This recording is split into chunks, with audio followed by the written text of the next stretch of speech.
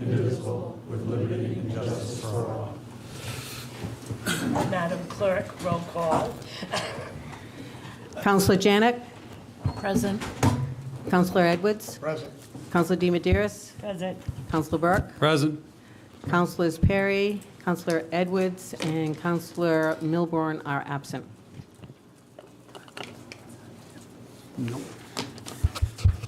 Consent agenda.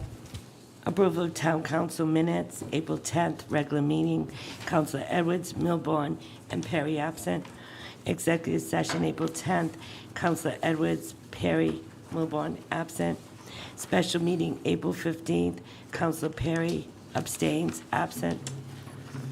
Acknowledge receipts of meetings from boards and commissions and committees.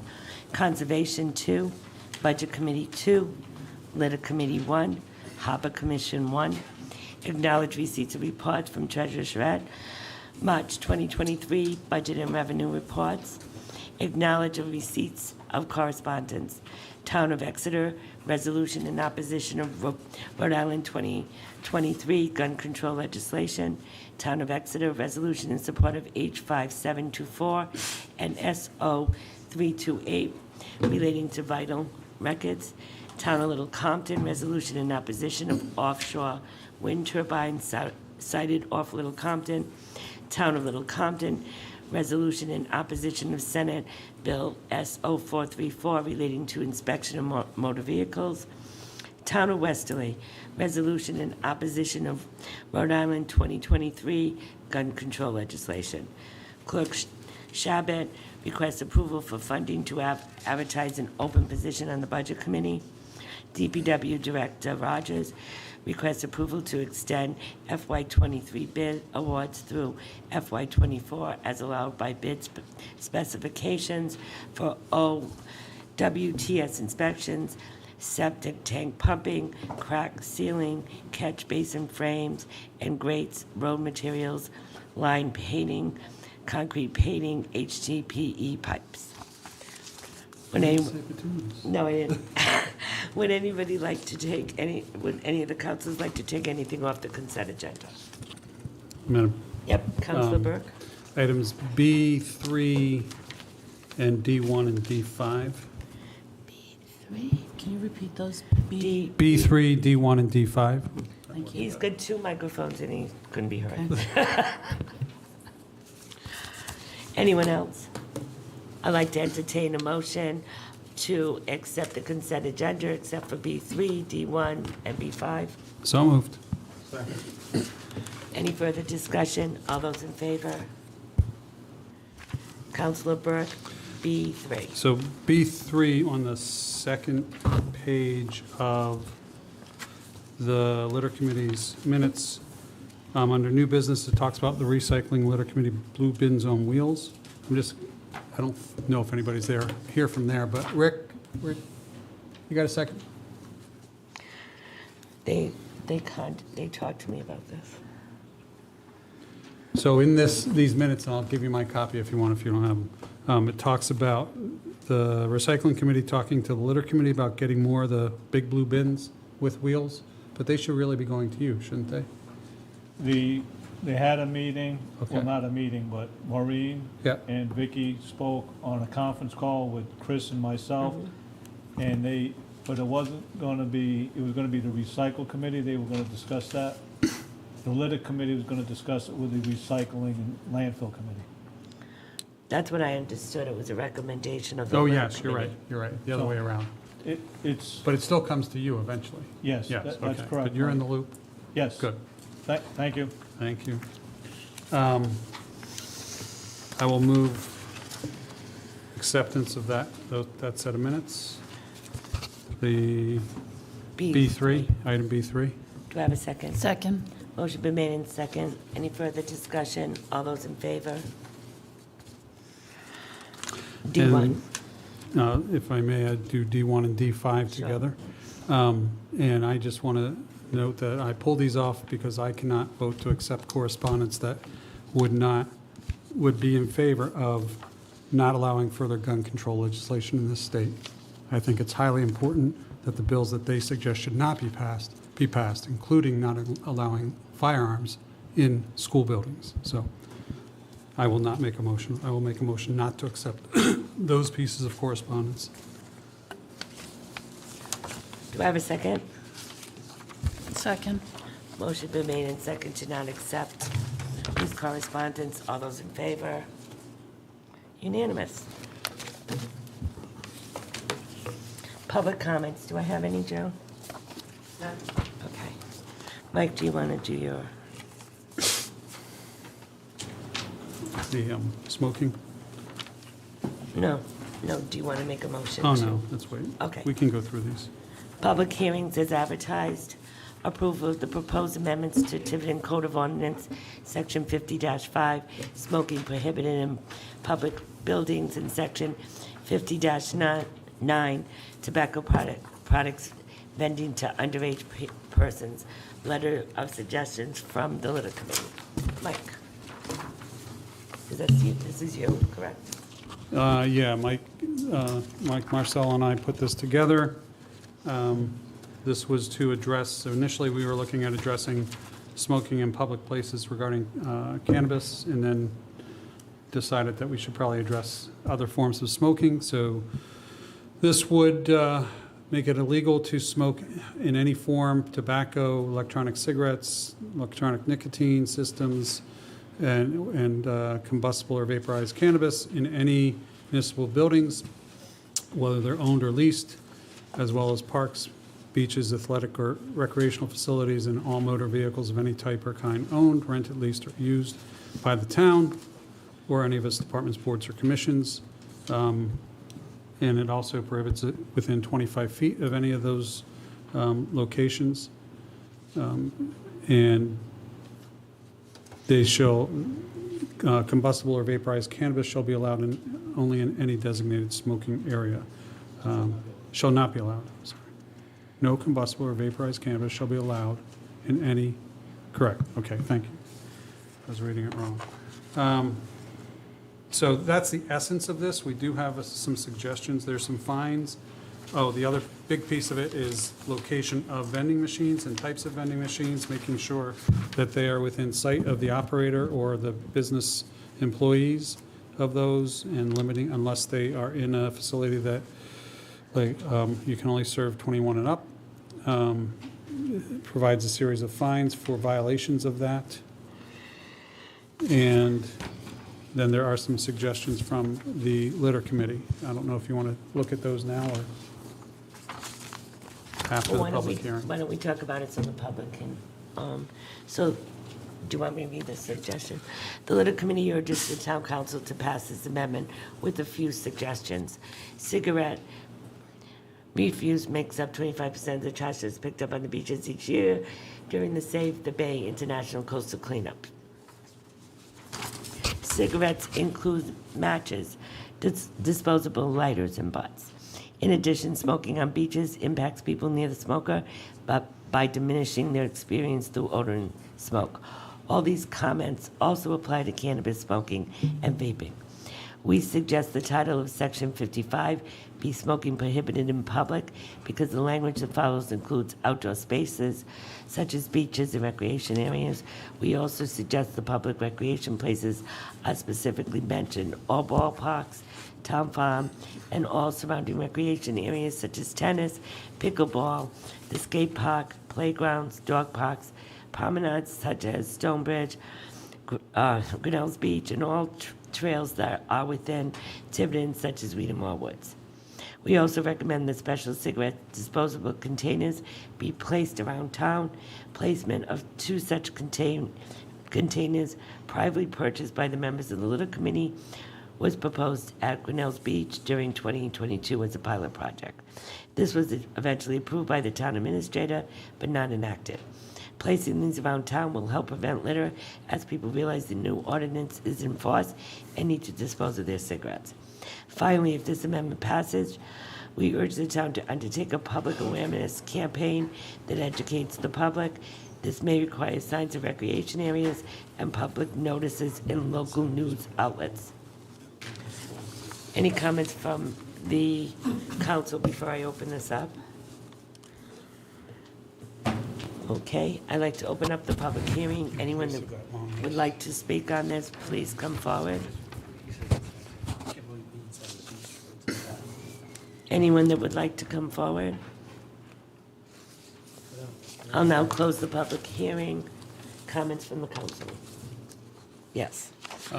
I appreciate the litter committees taking the time to provide us with these suggestions, and I do think they're good suggestions. So I would suggest that we make it smoking prohibited in public buildings and places? Because if you just say public, Michael, Yeah, no, I think they all public buildings, all public buildings, all publicly owned buildings and places, I guess. well, it's not just owned, it's leased too, Right. so all public buildings and places. Where are you changing it at the The top? title, that's just, Oh, because if we just say in public, I could be in public standing outside of Dollar General and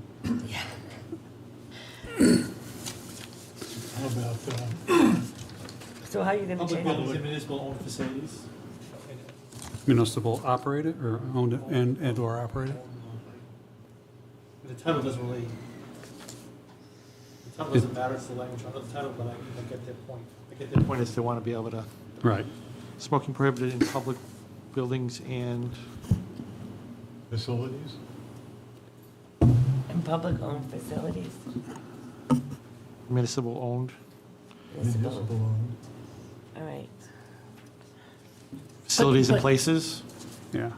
But nothing that's private, correct? Right.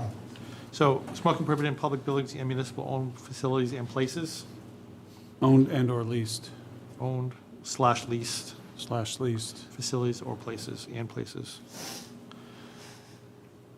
Okay. And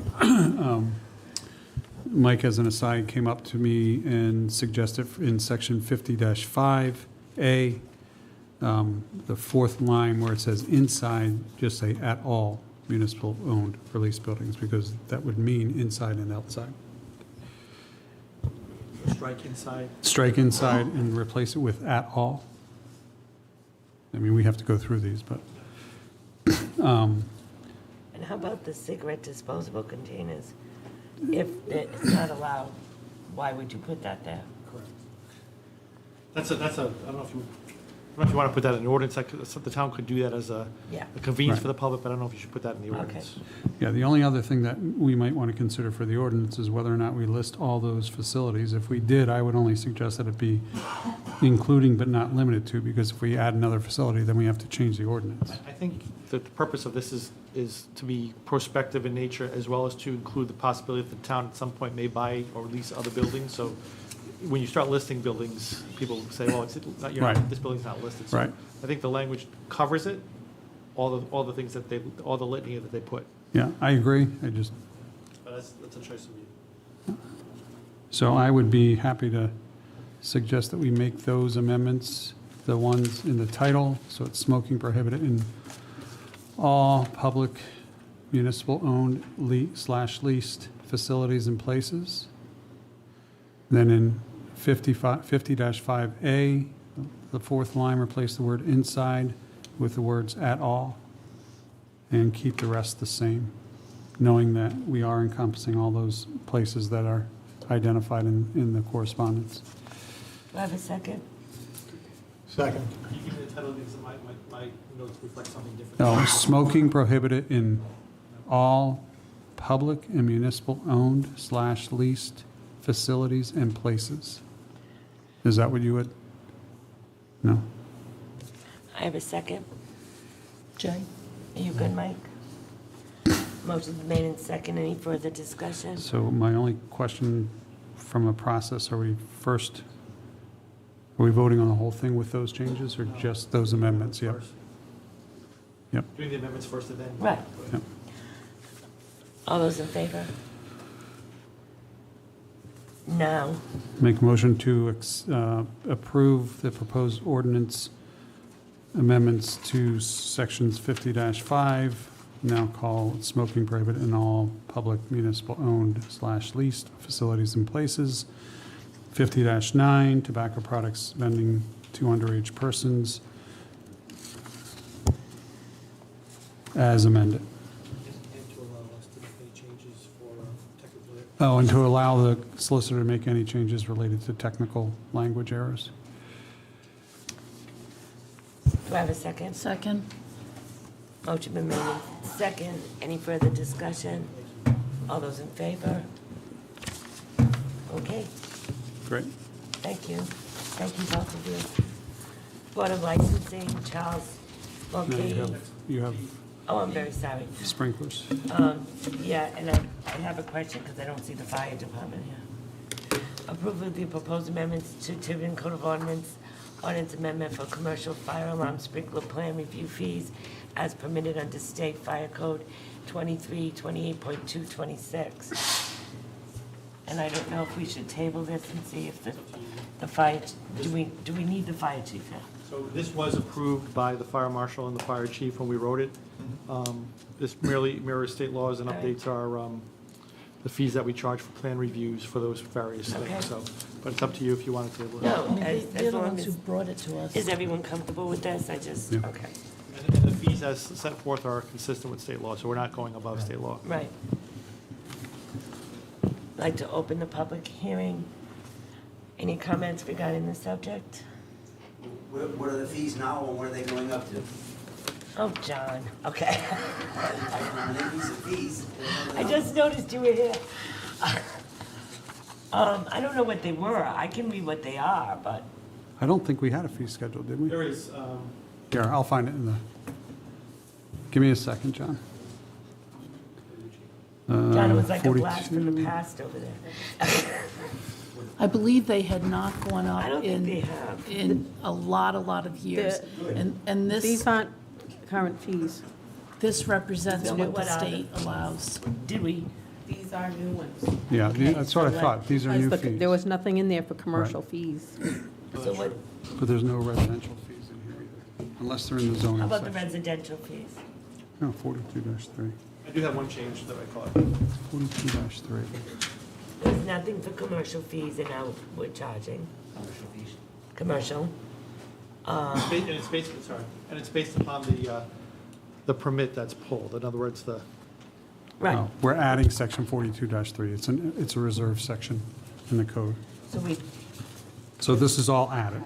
you want to know what they are? What is it, percentage of the? No, one family would be $75. that's for, yeah. Two family, $125. Three family, $175. Commercial, Plan review, yeah. plan review, $25, $35 for over 500. Over 1,000 but not over 2,000 would be $45. Over 2,000 but not 500,000 would be $45. And then it goes way up. Over 500,000, it would be $3,000. Square feet? We're talking Dollars. No, value. value of the construction, yeah. Okay. And then there's a sprinkler plan review, $500 or less is $25. 5 to 1,000 is 35, 1,000 to 2,000 is 45, 2,000 to 500,000 is 45, and then it goes up accordingly. Anyone have any questions in the public? There's still more fees. Oh, in there's there. still more, I'm sorry. So every request for fire alarm review by the local fire marshal under the provision of the Fire Safety Code shall be accompanied by the fee prescribed in the bottom. 500 or less, 25, 500 to 1,000, 35, 1,000 to 2,000, 45, over 2,000 but not over 500 is 45 plus $6 per 1,000 or fraction thereof over 2,000. I'm sure the fire marshal understands that. Over 500 would be 3,000 plus $4 per 1,000 or fraction thereof of 500,000. And the following fees shall be charged by the local fire marshal for the services indicated. Copy of reports is $5, tent inspections is $50, oil tank removal $50. We do need to change, I'm sorry, the copies of the report should be 15 cents per page. Oh, okay. Yeah, because that's the limit, right? Yeah. I assume oil tank removal is in ground? Yeah. Any comments? So I mean, I think that's the intent. I think that's usually, I don't know if they charge a fee for above ground removal. I don't know. I don't know either. No. You just remove them, cut them up, and put them by the curb, and they can haul away. And all the fees that you just read for the site plan, they're consistent with the state building code, so that's where the fees come Come from. from. Yep. Any comments from the audience? Any comments? I'd like to close the public hearing and entertain a motion. I move approval of the adding section 42-3, fees for residential and commercial plan review by the local fire marshal as presented to us by the fire marshal and the fire chief, with the authority for, with the amendment. of five- With the- five. with the amendment of 15 cents a page, so we need to do that amendment first. So we're voting on the Yeah, amendment. yeah, so first, let's make a motion to amend Section 42-3E1A to strike $5 and replace it with 15 cents per page. Do I have a second? Second. Motion's been made in second. Any further discussion? All those in favor? No, Mike. Now I make a motion to approve the addition of the proposed, of the ordinance 42-3, fees for residential and commercial plan review by the local fire marshal, with also giving the solicitor authority to make any technical changes. Do I have a second? Second. Motion been made in second. Any further discussion? All those in favor? Thank you. Charles McKay, we're doing border licenses now. Charles McKay, 65 Beech Avenue, Tiverton, requesting approval of private detective license renewal. I don't think Charlie is here, but this is something we've done for many, many years. Any comments from the council? Entertain a motion. Move approval of the private renewal of the private detective license for Charles McCahey, 65 Beech Avenue, Tiverton. Do I have a second? I'll second. Motion's been made in second. All those in favor? Unanimous. Meredith, Tiverton Farmers Market, requesting special event permit for farmers market at Town Farm Recreational Area on Sundays from May 21st, 2023 through October 29th, 2023, from 10 a.m. to 1:30. I would assume you've talked to the Recreation Committee to make sure that, I know it's here, but I'm just And I have the asking. letter, yeah. Okay. Oh, wait a minute. Any questions from the council? I'll get a few. Okay. So you organize and operate the farmer's market, I do, and the vendors pay you a fee. correct. Okay. So what we have here is a business, you, attracting other businesses, vendors, Yep. to use town property. Mm-hmm. And according to this, you're asking for 24 individual dates Correct. with a blanket fee of $25 for all 24. To me, that doesn't seem very fair to the town. Personally, I think, well, for one thing, I don't think we should be doing a blanket approval of 24 or 6 months worth of events. I would much rather see it do a month's worth and then do another month's worth, do another month's worth. I would rather see that each individual date was treated as its own individual one with its own $25 fee. I also think initially we should have a police detail. You're having this thing right on Main Road on a Sunday, every one of them. Sundays are very busy on Main Road and at Town Farm. In addition to your event, we also have sporting events, all kinds of people using the area. you're going to be using a sizable portion of that, basically probably that whole parking lot on that side. Possibly. So that's going to tend to interfere with citizens' use of town farm. I also noticed that the vast majority of these vendors aren't selling farm products. They're selling jewelry and candles, and So why didn't he? it's almost like a flea market. It is not a flea market. Well, No, have you ever been to one? But, Have you yeah, ever I been? have. Have you ever been to it? To the Tiverton Farmers Market? So the grassy area that you want to use is about 90 by 200 feet? It's 120 by 100 feet.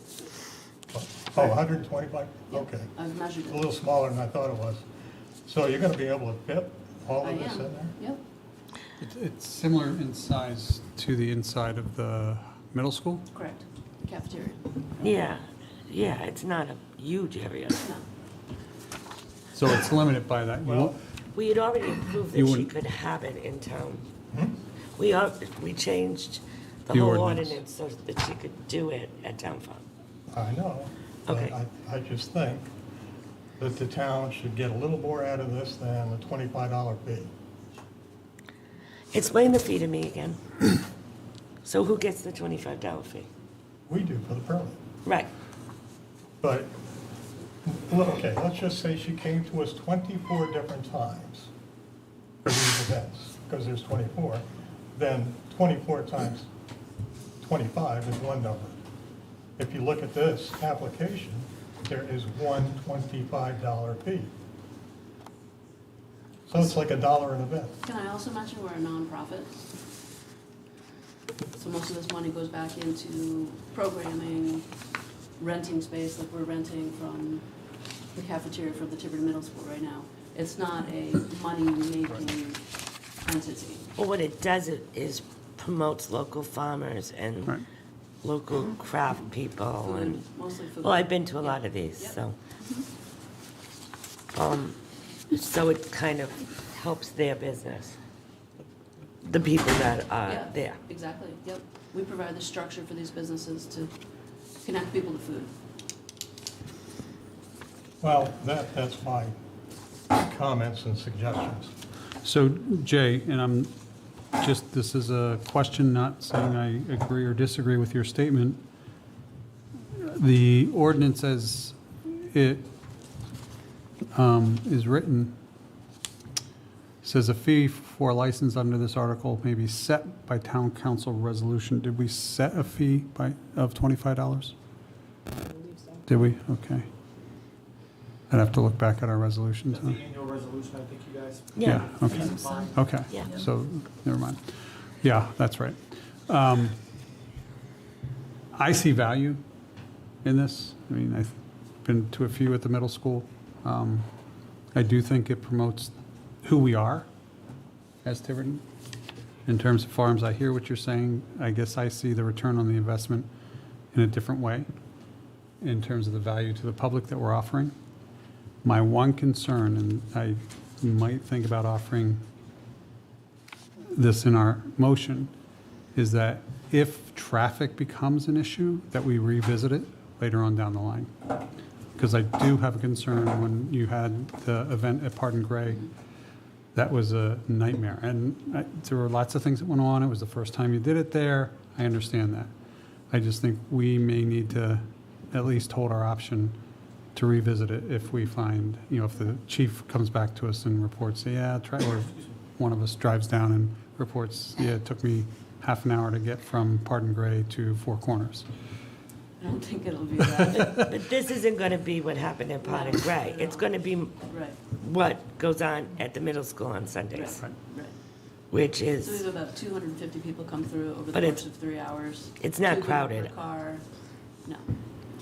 So, on the map, just tell me where this is going to occur. Is it on, like, right on the street near the baseball fields or the softball fields? It is the southern part of the property. Yeah. The entrance to the dump.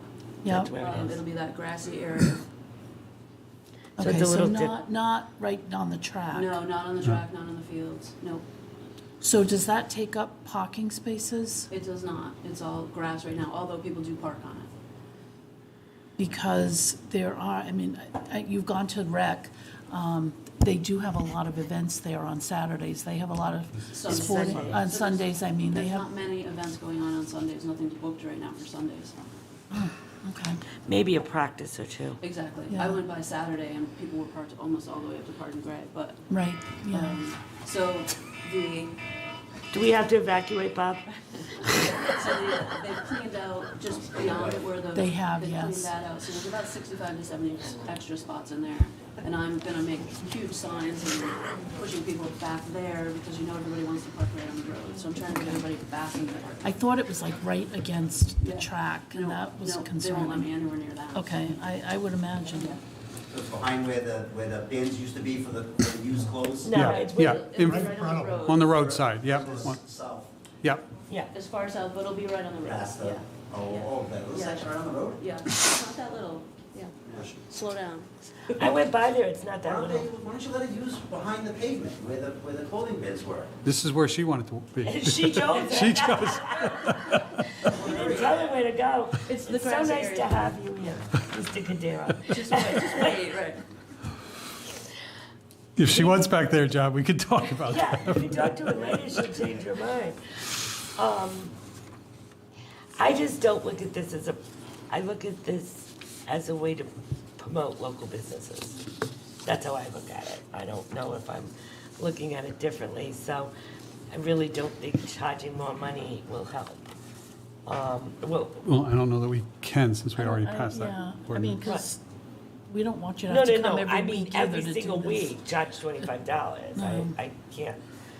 I can't see that, and it is a nonprofit, so they're putting it back into the business. And this is just for the summer, This is for the correct? summer, And yeah. then you go back Yeah, inside Yeah, when it, well, actually, we won't go out until, well, May 21st.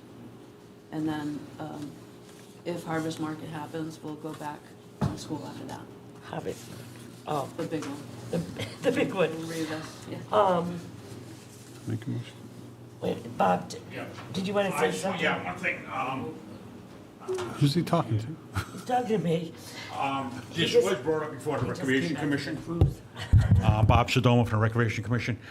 This was brought up before the Recreation Commission and was approved pending they put some type of fencing up to address what Mr. Edwards is saying as far as traffic and stuff on Main Road. Put some type of fencing up that will not allow the children to like run out into Main Road and stuff.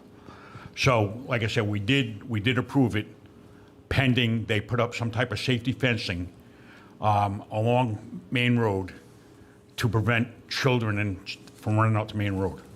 Did you know that? Yes. And you agree? Yes, yes, yep. I suggested electrified barbed wire. Well, I'm thinking That's for about- Bob. Right. I'm thinking of all the kids that are Yeah. normally there anyway. So if you slow down and you look at the property, there's 4 trees right now, they're flowering pears. So we're gonna put along there, possibly a gate around the corner to prevent people from parking on the road, and that nobody will go past the tents, balls will roll that, dogs will go out there, so that will prevent people from going into the road. Thank you. Yeah, So Not electrified, though. nah, I'm ready to make a motion. Okay, go ahead. Make a motion to approve the Tiverton Farmers Market request.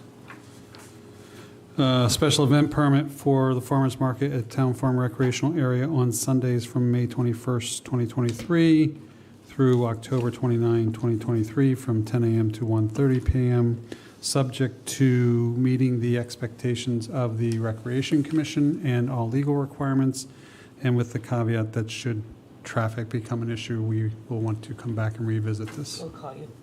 Right. You know we will. Do I have a second? I will second. Any further discussion? All those in favor? Thank you, Meredith. thank you. Thank you. Megan L. Cadero Memorial Foundation. Do you want to bring both events up since there's overlap with them? Yeah, yeah.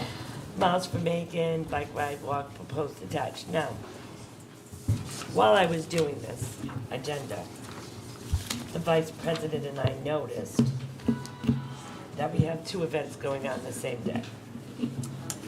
Has that ever happened? So, well, It no, happened but, last year and I moved my date. Last year, I changed my date. But as I was reading this, it's Now, different. the Cystic Fibrosis Foundation was kind of forced to move their date again.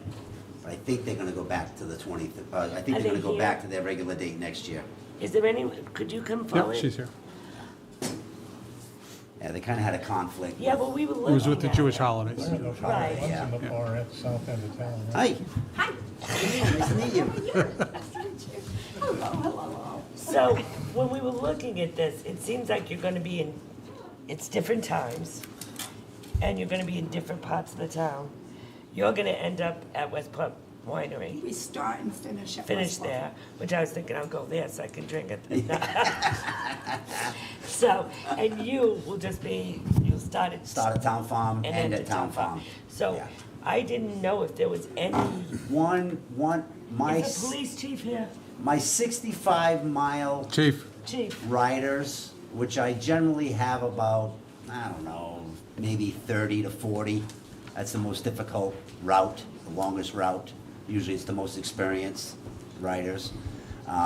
they That's know the only route where we'll be sharing some roads. My 25 milers, my 12 and a half milers, they head south right away. I don't think there's gonna be much overlap. And I have enough vehicles out on the road. No matter who they see broken down on the side of the road, they'll stop and help, whether it's my riders or riders from the. Me too. Yep, okay, good. yeah. now, Pat, you know that these two are going on the same day? Yes. And so you're saying at some point, these two, right? Yeah, I think a little bit on Main Road. Is that after they come off Sea Pallet? I think a little bit on Main Road, there may be. I don't know if I have my maps attached here. What do you think, the chief? I don't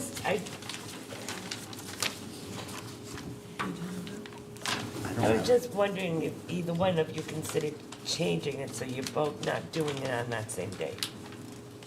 Because I know you were concerned about the Jewish holiday, but you could do it before.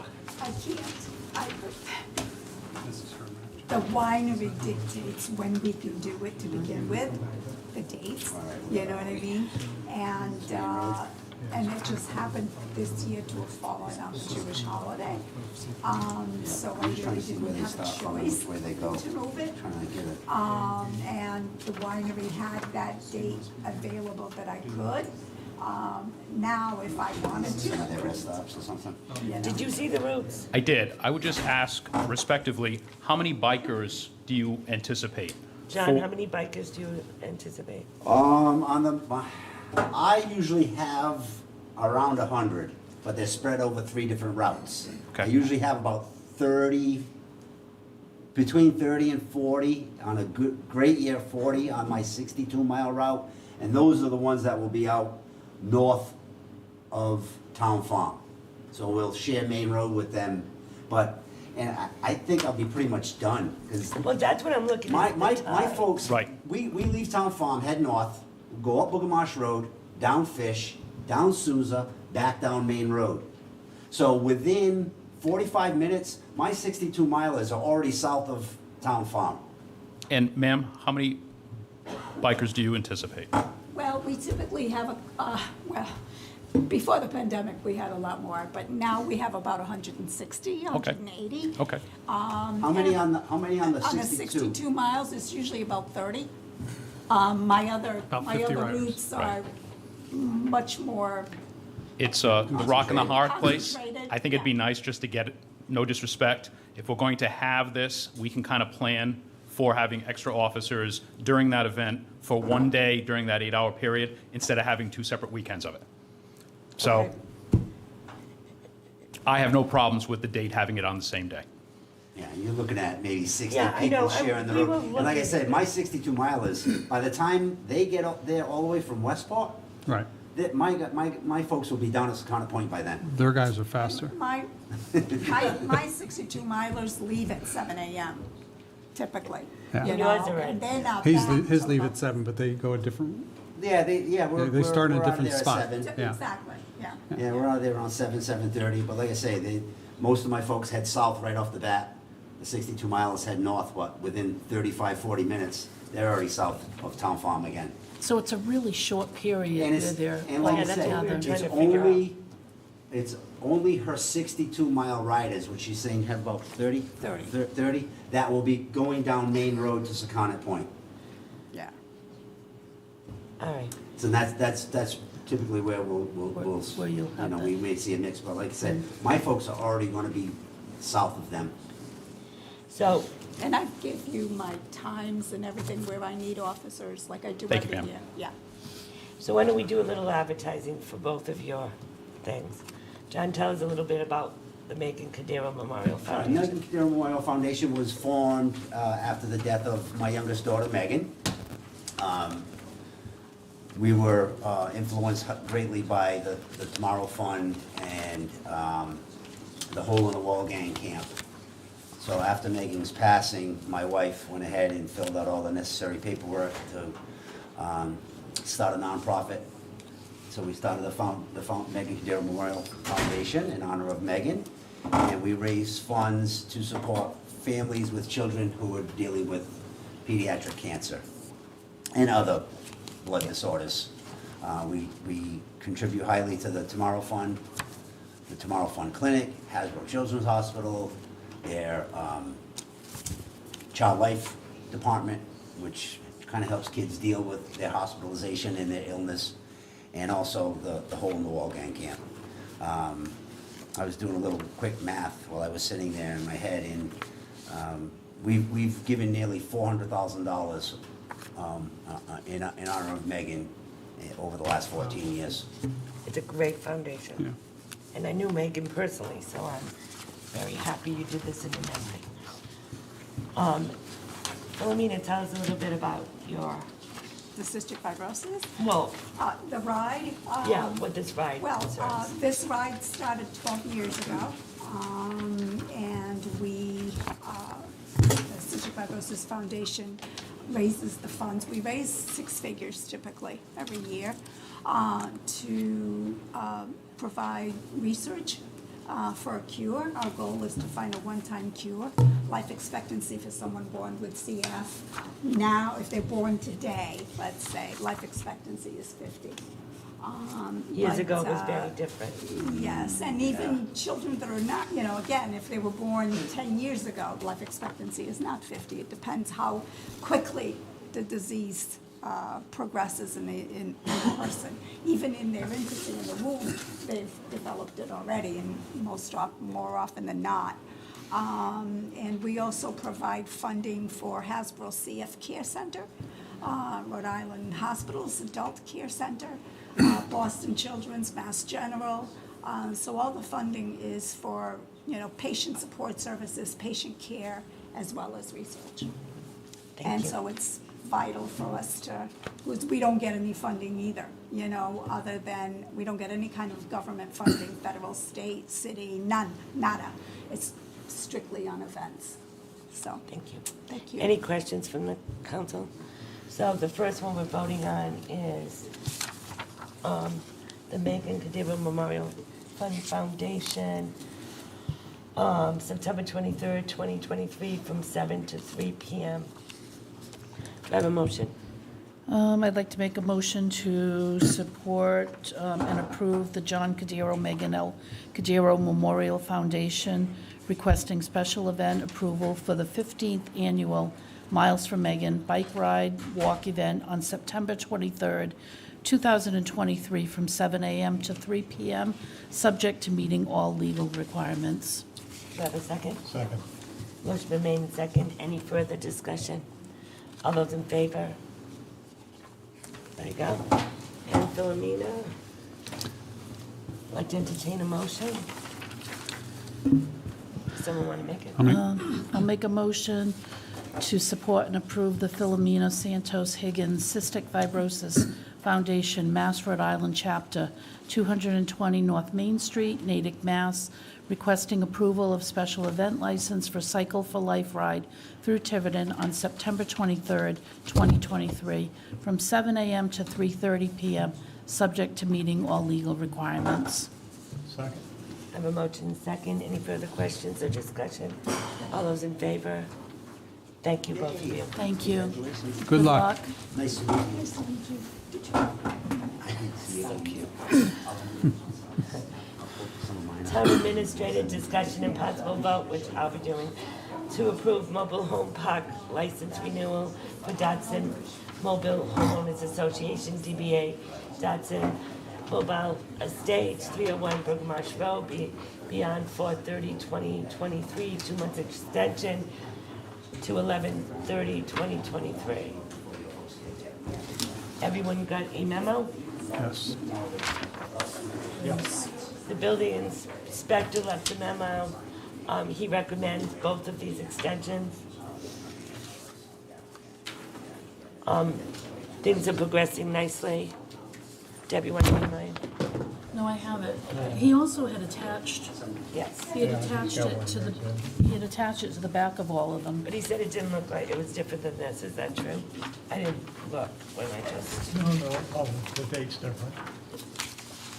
the dates are different. No, hang on. I didn't, Well, that was the previous memo from back. that was the previous memo. This is the new one. Yeah, Probably should have been attached to that. No, this is the new one. 2 months newer. He called me today. He had somewhere else to go tonight. I just included it because it included the items that he was concerned So this is the new one. So he said that in both these instances, and we'll go to the next one, things are progressing well, and he does want to give the extensions. To the end of the normal expiration period. 11/30/2023. Any, I'll gladly answer any questions if I have the answers, but I think it's pretty black and white. Yeah. Okay, so can I entertain a motion for the Dadson Mobile Homeowners? Do you mind if I do them both? Of course, that's fine. So I make a motion to approve mobile home park license renewal for Dadson Mobile Homeowners Association doing business as Dadson Mobile Estates, 301 Bulgarmarsh Road, beyond to expire on 11/30/2023. And also to approve the mobile home park license renewal for Heritage Home Park Cooperative, Inc., 100 Heritage Park, to expire 11/30/2023. Second. Motion been made in second. All those in favor? Wait, I just want to say I appreciate that, the work that John's put into this and others, as well as the cooperation from the owners of those facilities. So I have a motion and a second. All those in favor? I'm going to do the next one. Just excuse me for 1 minute. I just want to give this to Rick.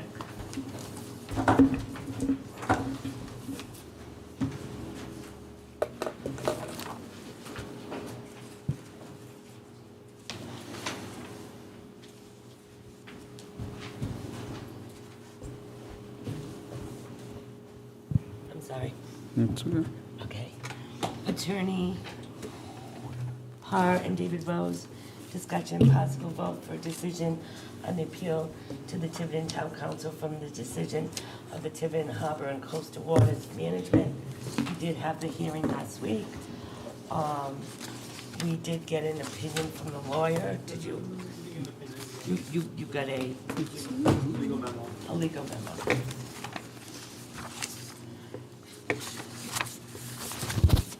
Right here. Did everyone get it? Oh, right. Yes. Right. Anyone have any comments?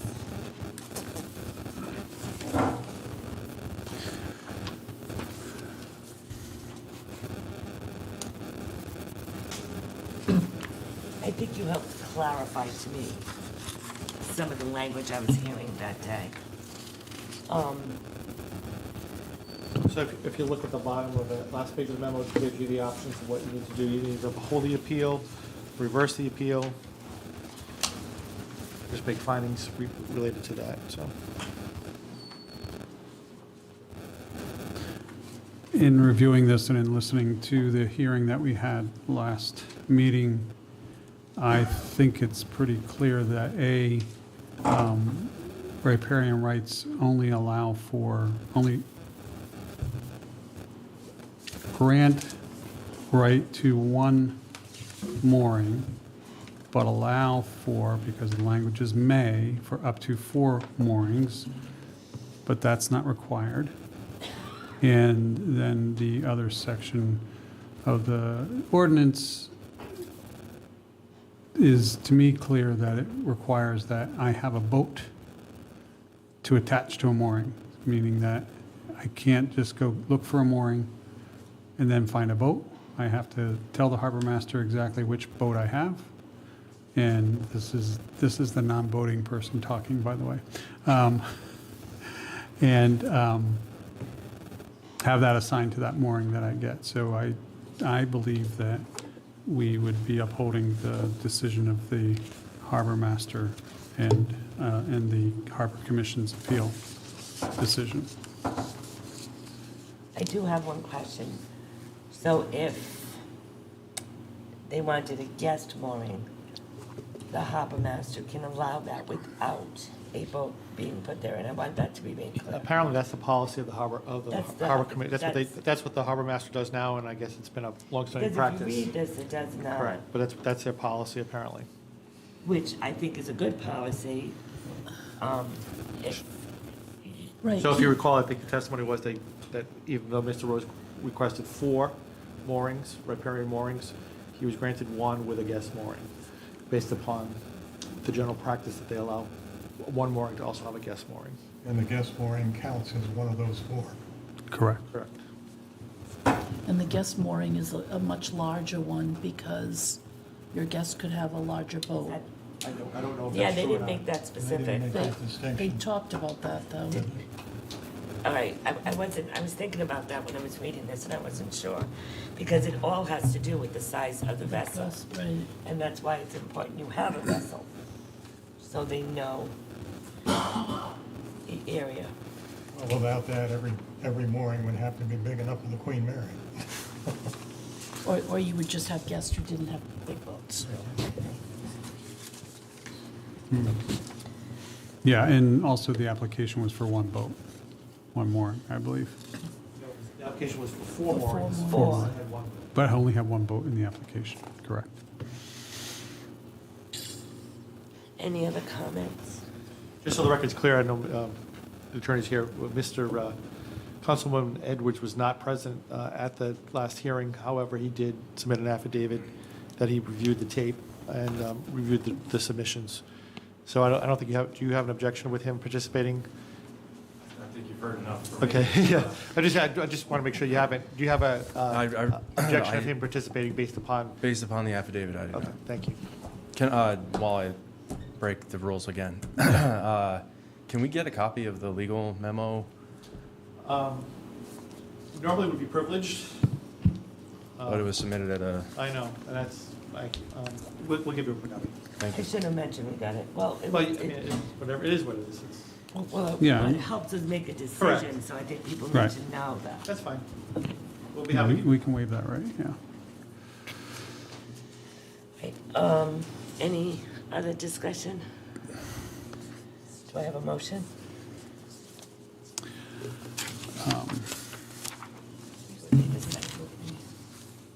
I just want to get this.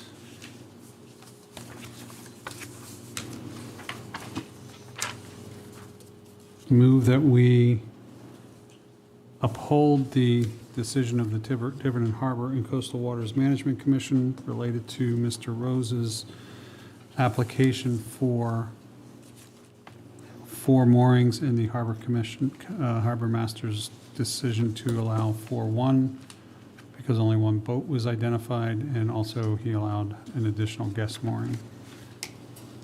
I believe that's, and I know you want some rationale, I believe it's consistent with the ordinances that do not require 4 moorings to be approved for riparian rights, it only allows.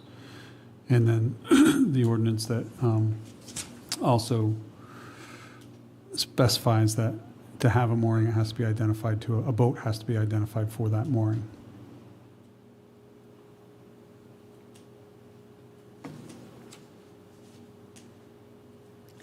And it's also the definition,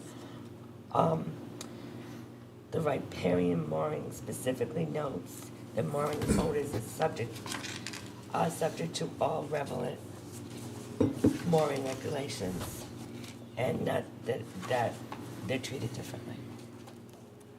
Is that okay? Did I add that? Do we have a second? Second. Any further discussion? I just want to make sure I understand in how if we approve this motion, it does not negate the, Mr. Rose's ability to reapply. Correct. Correct, okay. So if he acquires boats Another or... boat, yeah. If you were to submit an application, another new application with additional boats, and he meets all the other regulations, I'm assuming the harbor master would grant that. One of the things I do want the board to clarify, this board to clarify, is the placement of the moorings. If you know, there was an issue or an allegation that the harbor master allowed a previous person to choose the moorings. I just would like you to make a finding related to that the harbor master ultimately has the authority to locate a mooring pursuant to those ordinances after consultation with the mooring applicant. And the harbor master said that he had done that in the I past. believe he said he had reached out to Yes. the applicant in this case, but he did not return our phone call. So I just want to make it clear that it's the harbor master who ultimately decides where the mooring goes in consultation with the owner. To be clear, 4 moorings, you're absolutely entitled to 1. You can have a guest mooring. How many guest moorings can you have? You can have 4 moorings. No more, yeah, right. So if you have 2 normal moorings, then you technically could have 2 guest moorings? I'm not going to weigh into that at this Because point. that's the harbor master. That's his call. I'm not going to. It's not in That's the not- ordinance. And it's not in our, It's not not before real you clear. today. Yeah. It's probably There something is- that needs to be clarified. There is an effort to clarify some of these questions with the harbor management plan, but right now, I just want to stick to the appeal that's before you, because I don't. Yeah, we can't worry about what they're doing. And to be clear, my understanding was that the harbor master worked with the other applicant to choose moorings. What was it, Clements, he said where he would like them, and the harbor master agreed that that was okay. He didn't just blanket say, hey, yeah, fine. That was the testimony. So I would move to amend our original motion to include that our ordinances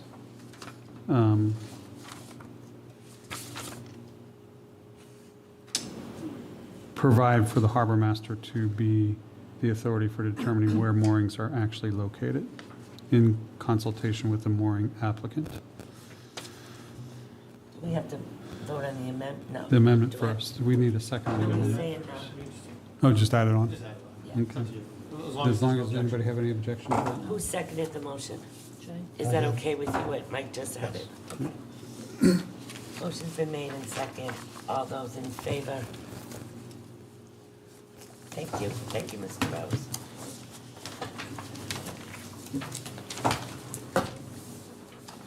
All right, appointments and resignations, acknowledge of resignation from Jeffrey Gay from Historic Preservation Advisory Commission, effective 4/14/2023. I'd like to entertain a motion to accept his resignation with regret and thank him for his service. So moved. Do I have a Second. second? I'm trying to give them time. Motion's been made in second. All those in favor? Appointment to the Board of Canvassers, Republican, alternate position, 6-year term ending 10/15/2024. This is a vacant position that ends in 2024, right, Joan? Okay. Is anyone here on this list? Mark Constance, Nancy Driggs, Rob Coulter, John Warren, or Justin Katz? According to our policy, we interview, Correct. So, and then we choose. Madam President, I would make a motion to table this to our next meeting and request that the 5 individuals identified come before us for interviews, as is our policy, and has been our policy of the last council and this council. I do know that I can recommend someone, but I'd rather the whole council weigh in on this, and we interview all 5. So Mike, I have the right to do that, correct? Okay. Second? So motion's been made in second. Any further discussion? All those in favor? Arts Committee, I don't think Barbara's here. Barbara Pelletier, 37 Cardinal Court, requests reappointment, term ending 4/15/2025. Is Barbara aware that we do interviews now? She called, she said she could not make it tonight. There was issues with All Jen. right, so we'll table this until the next meeting. Do I need a motion to do that, Mike? No, this is what your policy. Thank you. Historic Cemetery Commission, 5-member board, 3-year term, 2 vacancies. Robert C. Martin, 313 Neck Road, request reappointment, term ending 4/15/2026. I do know that Robert is here. You're the first one here out of this whole list. You were the first one that showed up. So Bob, just tell us why you would like to be reappointed. Yeah, You've been on this committee for quite some time. 20 years. Wow. I'm not sure if I'll be here for the next appointment, but that's okay. We'll make it quicker. Oh, you're gonna come up too? Yeah, there we go. Well, she wanted to Might as keep well, it. yeah, okay, so, Bob, tell us a little bit about what you're interested in this committee. Well, I've been, can everybody hear me? Yes. Yes. Okay. I've been on the commission since 2002.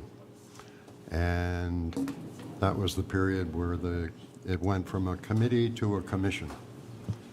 And I have 3 little things here I'd just like to discuss very short.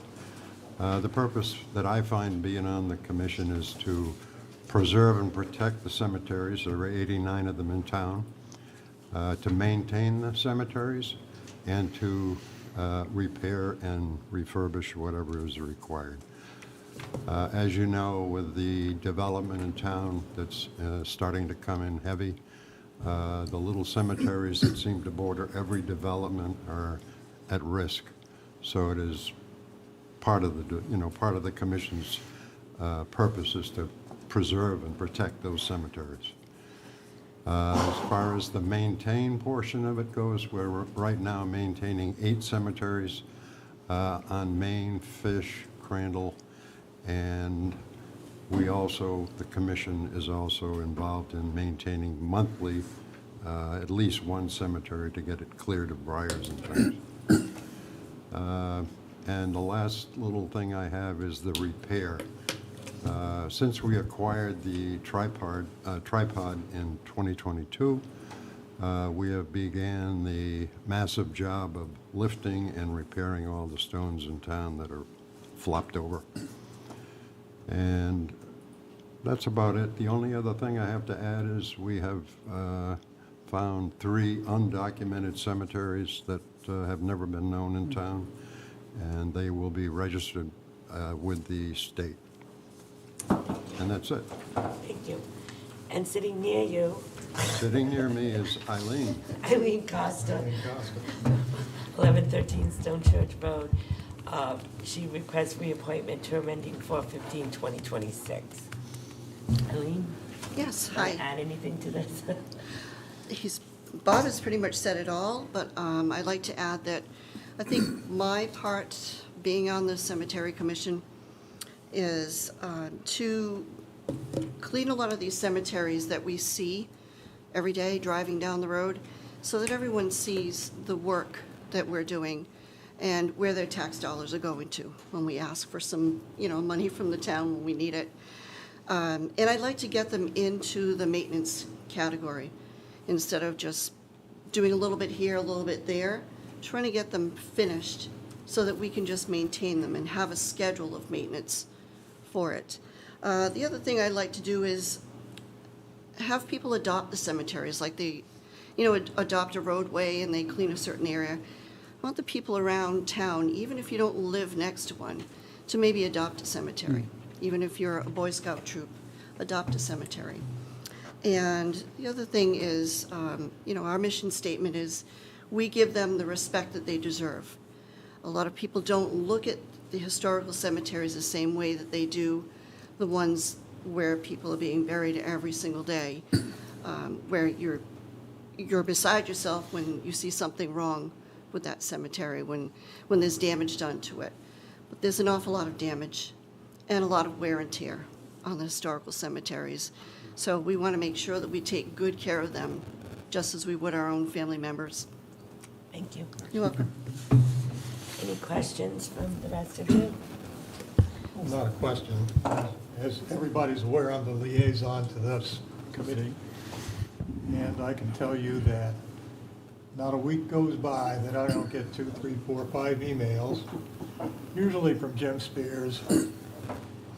They're very, very busy and very committed and very dedicated, and they believe in what they do, and they do a lot.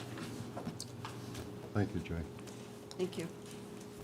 I'd entertain a motion. We can make, well, first of all, we need to make a motion to waive our policy. So moved. Do I have a second? Second. Motion been made, second. All those in favor? Now a motion, we can do them together, I imagine. Would someone like to make a motion? I'll make a motion that we reappoint Robert C. Martin, 313 Nick Road, to the Historical Cemetery Commission, term to expire 4/15/26, and Eileen Costa, 113 Stone Church Road, to the Historical Cemetery Commission, term ending 4/15/26. Second. Motion made, second. All those in favor?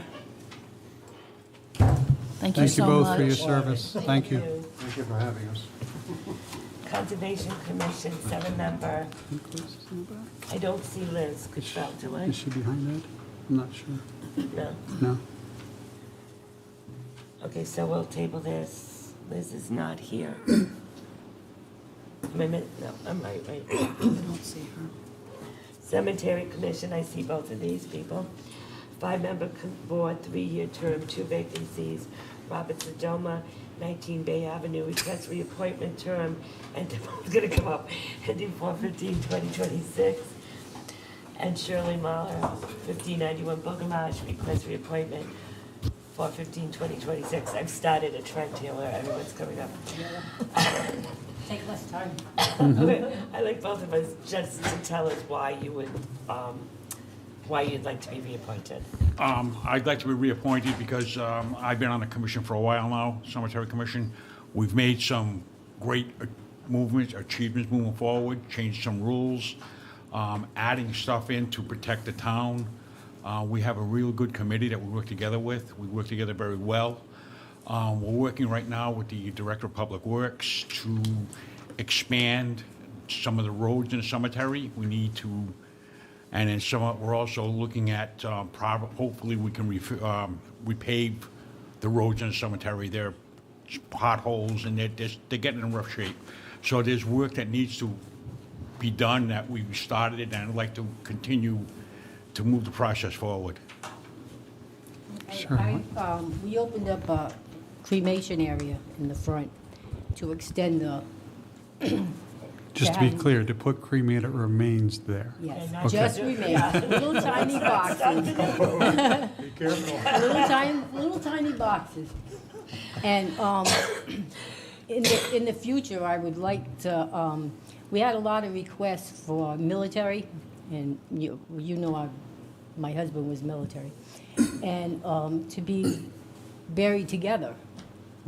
And so we were talking about opening up a cremation area for military, because we're gonna run out of military space, and we don't have enough room to let the wives be with the husbands.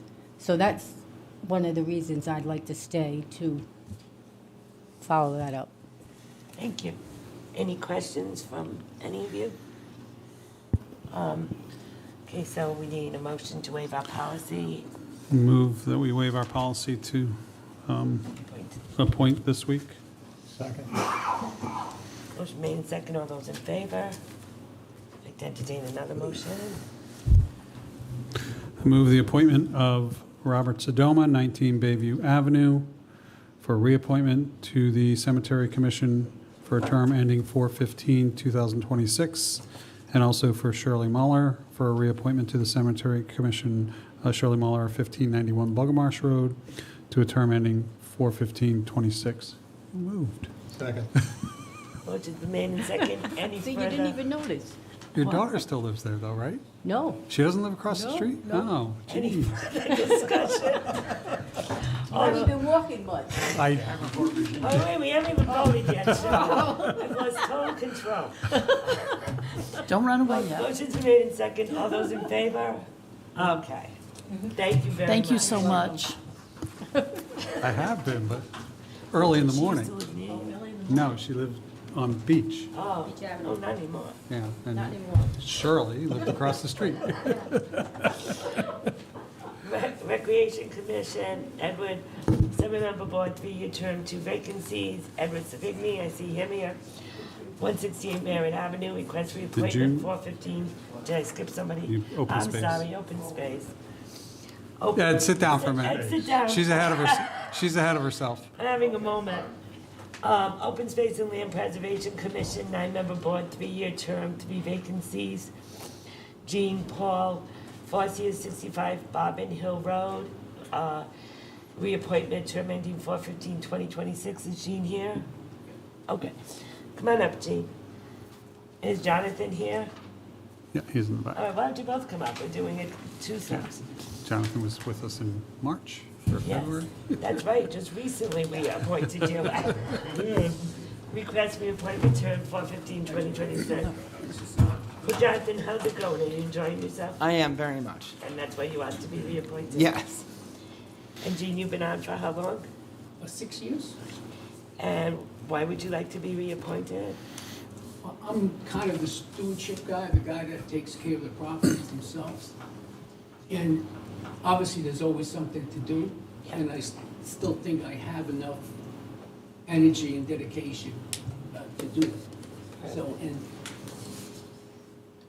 I'm the guy that does the trails. Yeah, that's- You know, and I'm kind of the guy that keeps an eye on them and so protects them.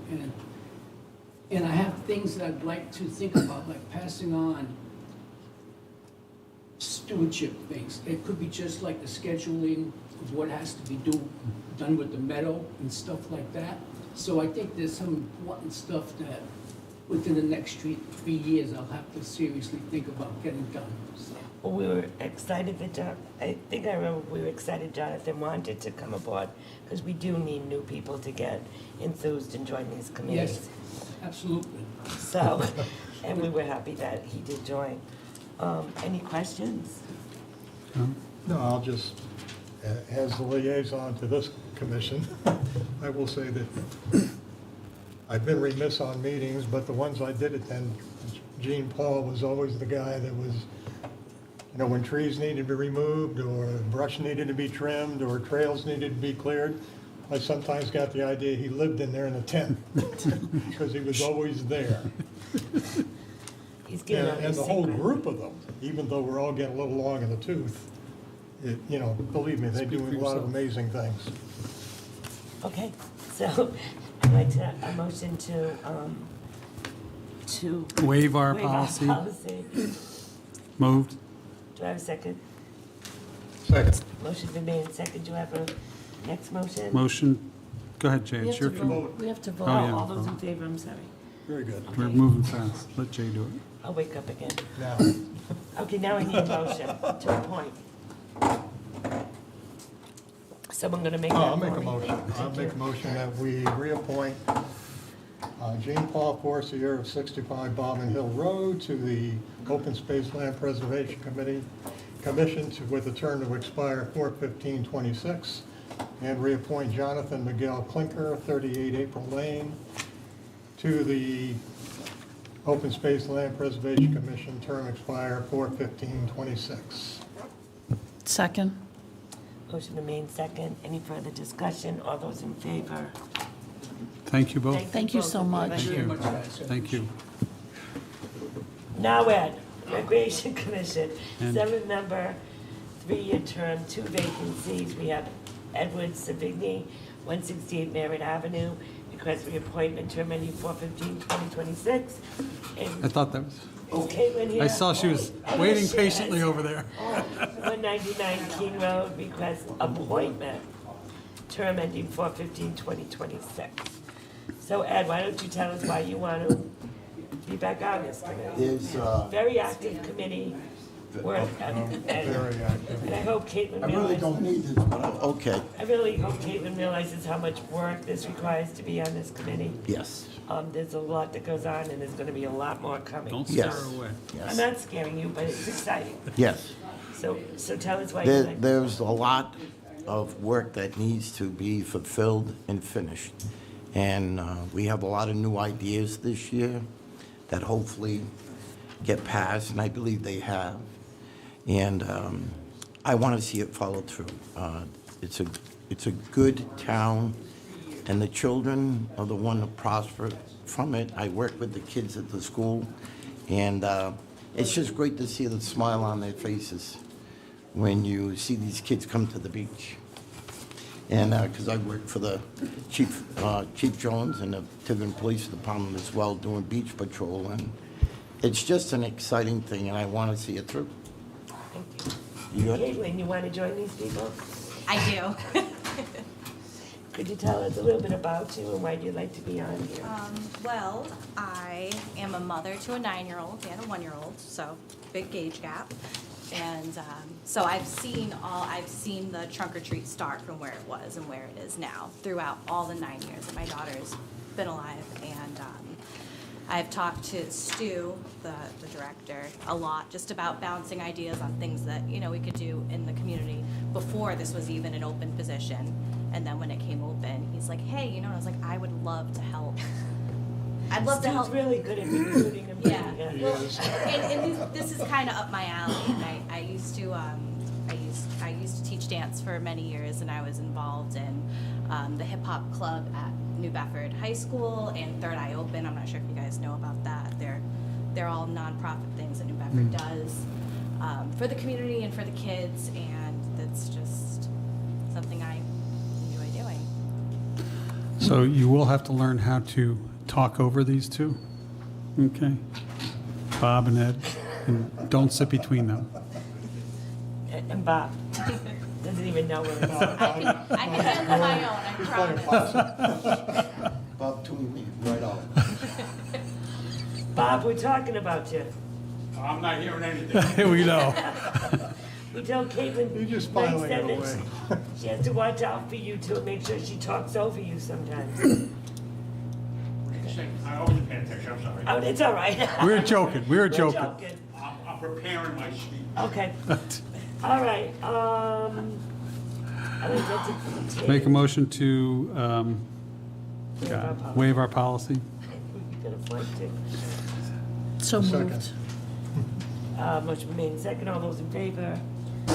And I'd like to make a motion to reappoint Ed J. Savigny of 168 Merritt Avenue to the Recreation Commission for a term ending 4/15/2026, and to appoint Caitlin Monast of 199 King Road to the Recreation and Beaches Commission, actually it is, for both of them, for a term ending 4/15/2026. Motion been made in second, all those in favor? No, You that we need a second? second, you need a I'll second. second. Oh, I thought I heard somebody over there, I'm No, sorry. but that's all right, I will. All those in favor? Sorry, guys. Thank you. Thank you for you. stepping Thank up. you. Thank you, Ed. Thank you. It's a busy committee, but they do great things, Caitlin. I'm gonna do, like, this committee, I'm gonna do one at a time, okay? The new one. Okay, well, Because these are a lot of new people we've never Can met. I just clarify this, because it says term ending 8/1/2023? I was, That's not gonna work. Yeah, I think yeah, that's, we never sunset this, did we? I'll check. I mean, that's That 4 was months. in the resolution. Yeah, yeah. It Is was in it? the resolution. But we can always make, Right, we can extend it. So Upon that was, request, we can extend it. that was my first question, and my second question, it's a 5-member board, 2 vacancies, so is it 2? it's fine, It's 2 I from was the public confused or about 5 this, from too. the public? it's a town councilor, the police chief, can somebody find me this? Yeah, I'm finding it. I'm looking for it. Fine. Because it's more than a 5-member board. They should have 5 public members. 5 public members. But it says here There we 2 go. Right here. vacancies. We haven't appointed anyone yet.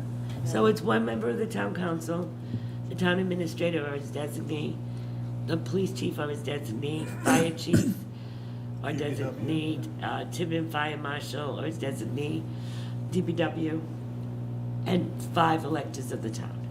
So there's actually 5 vacancies. Correct. So, which we won't be appointing tonight because there's 6. There's 6 applicants for 5, so. Correct. We'll sleep on this one. So the first one is David Morrow, Marrera? 152 Michaels Lane. Is David here? Yes, sir.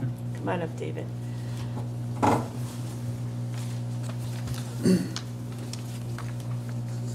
Hi, David. Tell us a little bit about yourself and why you'd like to be on this committee. Yeah. There you go, testing.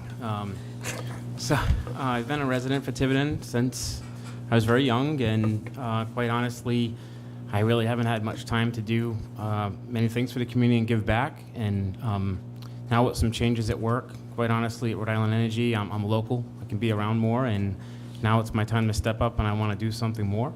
When I saw this particular opportunity come up and I'd seen the chief had posted it, I know I could definitely make a difference helping him with infrastructure and the team with upgrades and give a voice on how to work through financial planning, grants, anything like that. That's what I specialize in at work. I've worked with industrial customers pretty much my entire career, and I really think I can make a difference. Been doing this for over 20 years now, and I'd be honored to be able to help the town out. Thank you. Any questions? It's always good to see new people wanting to join. Yeah. Some of us are getting tired, so. So you have a lot of construction experience and some specialized experience in those areas, which is kind of what we're going to need.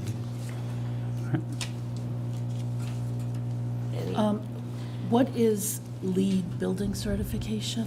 So LEED building certification for if a customer is going for a very advanced, efficient building, they would go for LEED accreditation, which is, that could be glazing on windows, ultra-high efficient heating equipment and cooling equipment, just, it's the next tier of an efficient building.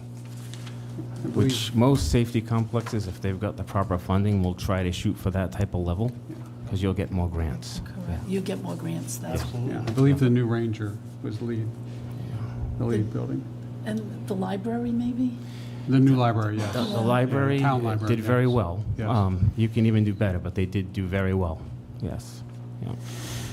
Yeah. No, I appreciate your background in, especially in the planning aspects, and I won't put you on the spot because I grew up in Pennsylvania, so Pennsylvania Power and Light, which is the parent company, gave me a lot of electricity over the years, and they're a good company, so. Thanks for that, yeah. Is the police chief over there? Is there any questions you'd like to ask, or, because this is really your committee in a way, and your baby, so, because what I'm gonna do after interviewing all this and find out who the town council's liaison will be, maybe you two get together, talk about it a little more, and come with us with suggestions, like who you think would fit. well. Sure, yeah, I have no questions of any of the applicants at this time. I know I'm glad that. you're here to listen. Yes, thank you so much. I know many of the applicants who are here tonight and on your list reached out to me personally. I gave them your direction to the site so they could come here tonight and introduce themselves. So I'm just happy that the committee's here, and from everyone that I know who's applied tonight, we have a hard decision because they are some exceptional people that want to get involved. Thank you. Thank you. Thank you. Well, thank you, David. We will be appointing at the next meeting. Okay. You just said you wanted to have our member appointed, and also to have that person talk with the chief first? Yes. So will that allow us?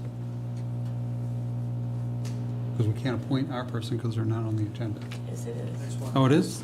No, I missed, oh, you're right, I'm sorry. Yeah, so. I did see that when I read the I agenda. think we're all getting a little tired. Never mind. There's a lot on it. I take that back. Which I'm not sure who this is gonna be, quite I take frankly. that back. But, thank you, David, and I'm really happy you've decided to. Thank you. Jump right in here. Thank you. Thank you. David, wanna say that name, Turchetta? Turketta. Turketta? Is David here? Is David here? Okay. Then we'll ask him to come We'll back. ask him to come to the next meeting. Is Robert Pare here? Table that to the next meeting. Bob's here. Robert Sedoma?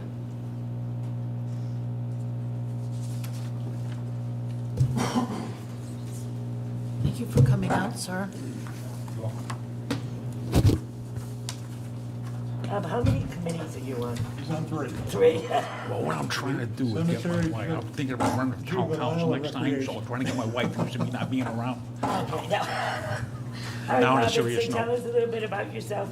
Well, Why would you like to be on I the feel I can bring some experience as far as on this committee. I worked as a project manager, estimator for a major floor covering company years ago. We did police stations, fire stations, safety complexes, schools, colleges, and stuff like that. So I do have a lot of experience and background in the flooring industry. And I think that my knowledge and stuff and my past experience in projects like this would offer something to the commission and the committee. Also, being a longtime volunteer firefighter in a town, I know a little bit about the fire department and their needs and stuff.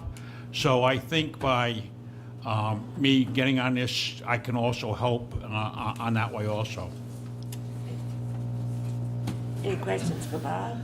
I never knew you were a volunteer fireman. Oh, yeah, many See the things years. you learn? Many years. Well, in addition, he's lived here a long time, and he's got a pretty good idea of what we need and don't need. So most of the flooring that you did, Project Bait, was commercial?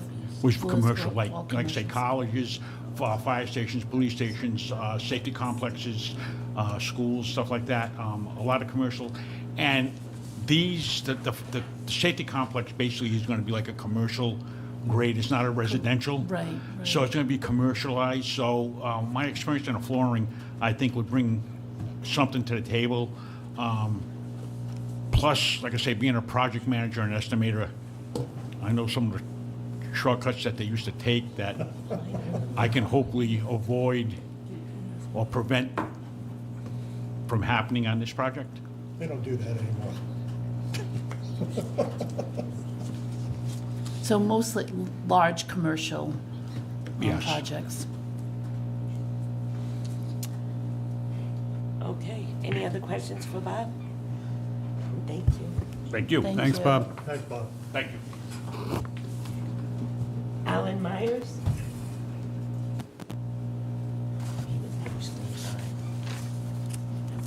You thought I was talking about somebody else. Hi, Alan. Hey, Alan. Good evening, everyone. How you doing? Good, how are you? Pretty good, thank you. Just tell us a little bit about yourself and why you would like to be on this. Sure. My name is Alan Myers. I live right here in Nicholson Place. I've lived here since 2016 with my wife. My daughter and grandson also live in the town. So I have some future things to worry about in our infrastructure. About a year ago, I met with the chief and we talked about the public safety complex. He gave me his vision. And I mentioned to him when he's ready to do that, if you need any help with the IT, that's my specialty. I've been in IT for about 40 years. I've owned my own company for 25 years. And as I creep into semi-retirement, I will have more time in my hands to help out.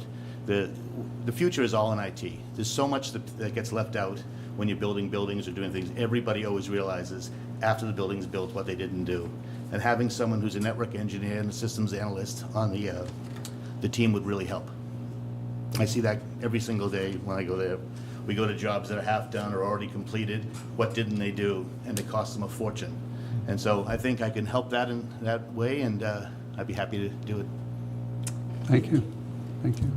Any questions? I just want to say, as I was reviewing all this over the weekend, I really hadn't thought about that, but you are so right. Yeah. Because when you try to retrofit later, it Twice costs the more cost. and it never works Nope. right. So, Knowing what you need up front and having someone draw out a plan, especially a plan that would cost a fortune for our small town, when you have someone who has skills and would be willing to do that for nothing is always a good thing. Yep. right. Any other questions for No? No? we, as everybody, as we all know, we have dire issues with communications with the fire department and the police department Right. and DPW. So I saw. And somebody like Mr. Allen here would certainly help us get it right from the start. I'd be happy to help you. It's very complicated, and it's very expensive no matter how you do it. If you don't do it right, it's twice as expensive. That's the Right. important thing. Knowing what you want to do at the beginning is the important thing. Having someone who understands how these things work and can draw out a plan of action or a list of things you need to purchase for the lowest price that give you the biggest bang for the buck is something that's important. What do you know about grants? I have friends that write grants, but The chief knows about grants. Don't worry about that. No, but there's liable to be, well, we got the grant thing over here, but, you Right. know. that's right.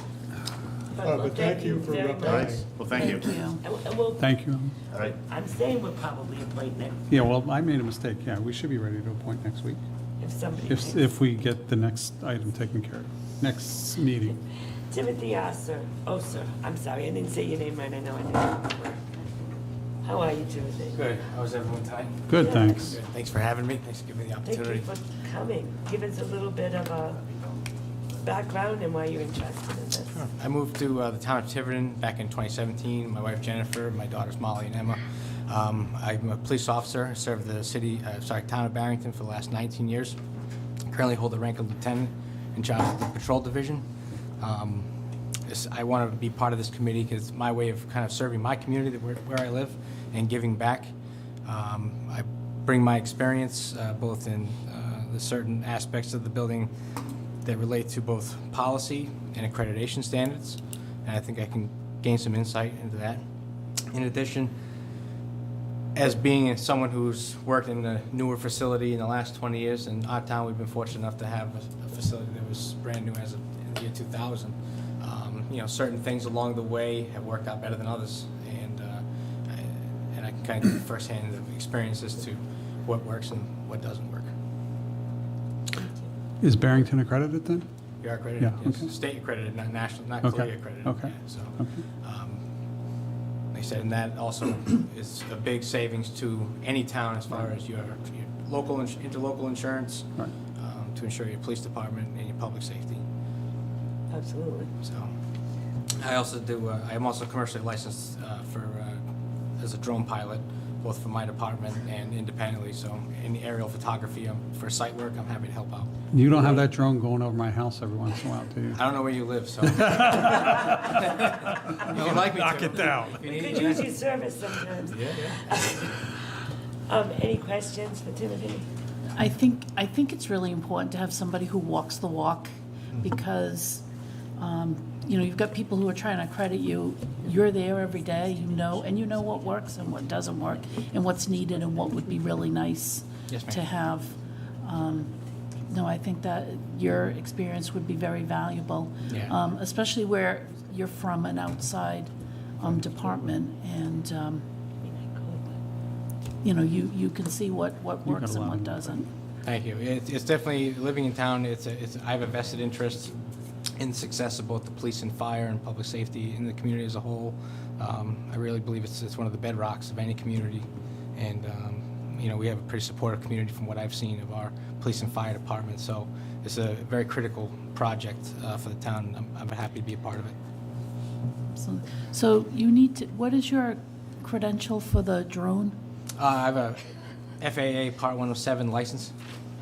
So you need to have that to do. To do anything commercial, you can do it recreationally without one. That's no problem. But in order to either do it independently, or if we do it, we utilize it as part of our patrol function and for our police department in search and rescue and in certain intelligence gathering capacities. So you need to have that to be insured, obviously, by the local trust. I see.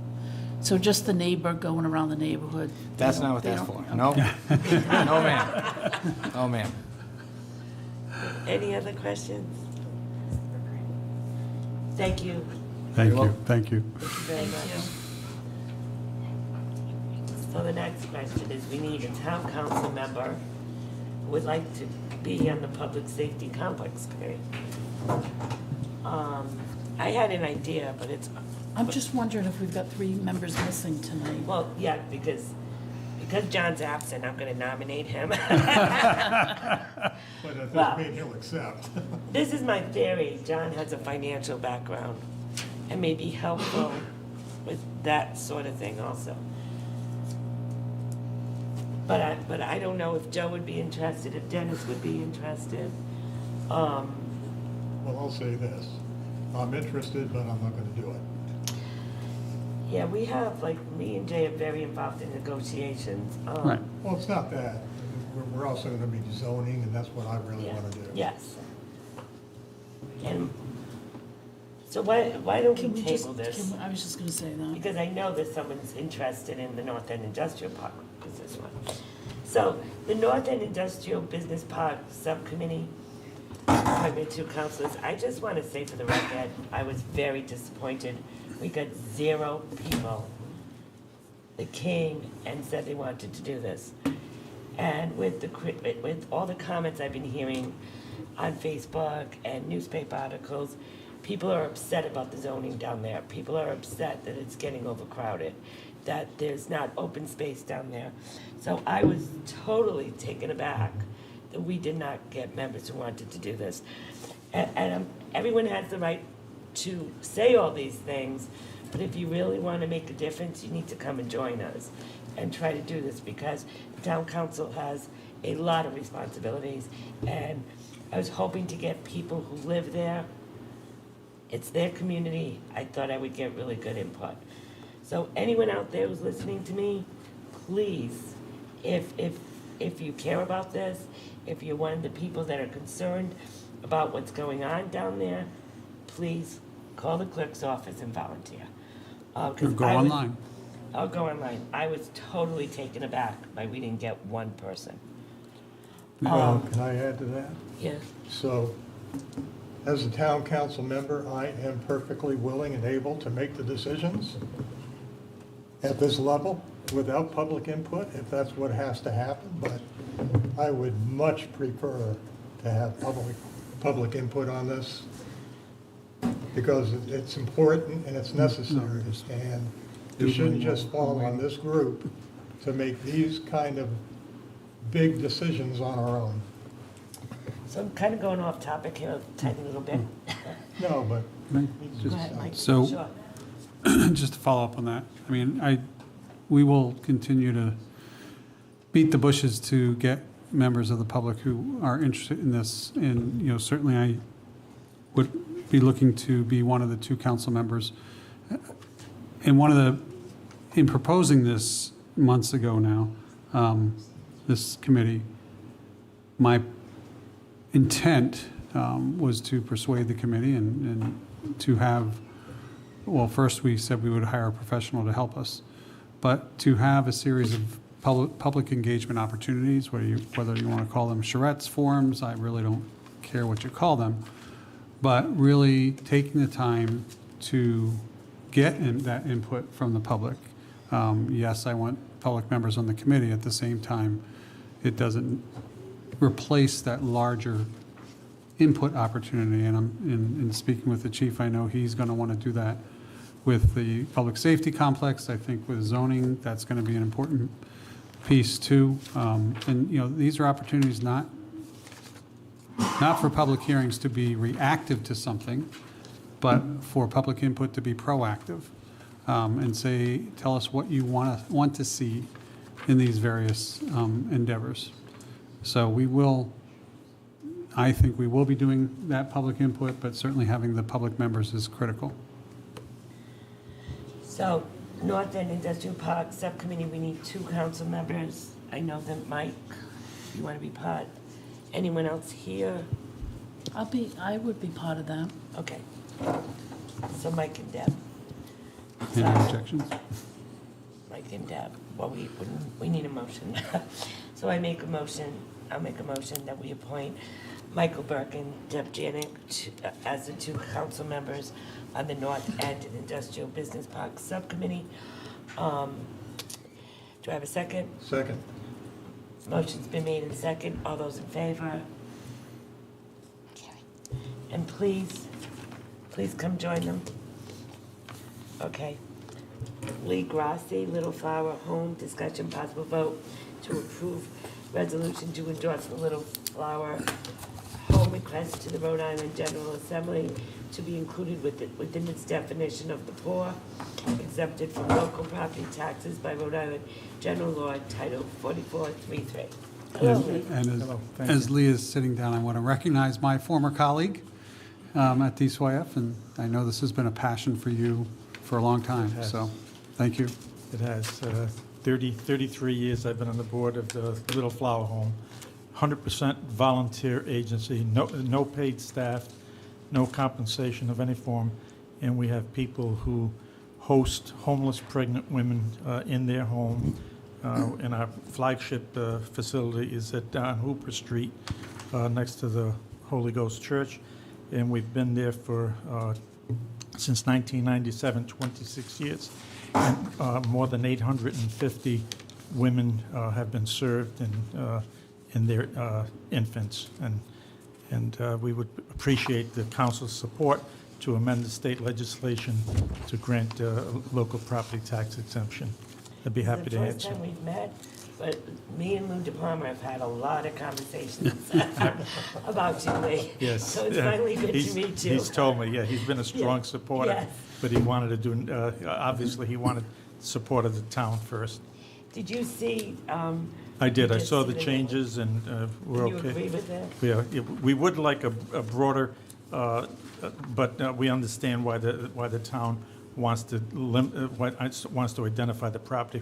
From our point of view, if we had a facility in another town, we'd hope not to have to go back to the General Assembly, but we understand the town's position. Any questions for me? I guess I don't really understand why we need to do this. Like, why aren't they exempt? You want to explain it? Yeah, I didn't either until they explained it to me. So under state law, well, there's some general misconception that if you're a 501c3 by the IRS, that you automatically are exempt from property taxes within the state of Rhode Island. That is not true. You're exempt from federal taxes, and they're also a nonprofit Rhode Island corporation as well, right? Correct. That exempts them from Rhode Island corporate taxes. But there's a specific statute in Rhode Island that lists the exemptions that municipalities can grant to entities that fit the definition to be exempt from property taxes. And that's in 4433, I think. And it lists, usually had like 12, used to have like 12 of them. And unfortunately, I want to support the assessor and the tax appeals board. I believe they made the right decision in denying them their tax exempt status because they did not fit into the definitions that are currently there. In order for them to be tax exempt, there are many communities that don't fit the definition as the first 8 exemptions. So as you can see, if you look at the law, there are about 20, more than 20, 40 other properties that are listed by name, organization, that specifically exempts that organization specifically by the plat lot number, and that's what we did here. So the reason why we're doing this is because they don't fit under the general exemptions. A typical one is like a university or a church within 1 acre, or there are things that help the poor, organizations that help the poor that the courts have interpreted. But it wouldn't, in our opinion, in my opinion, it didn't apply to this organization. So that's why we're doing it.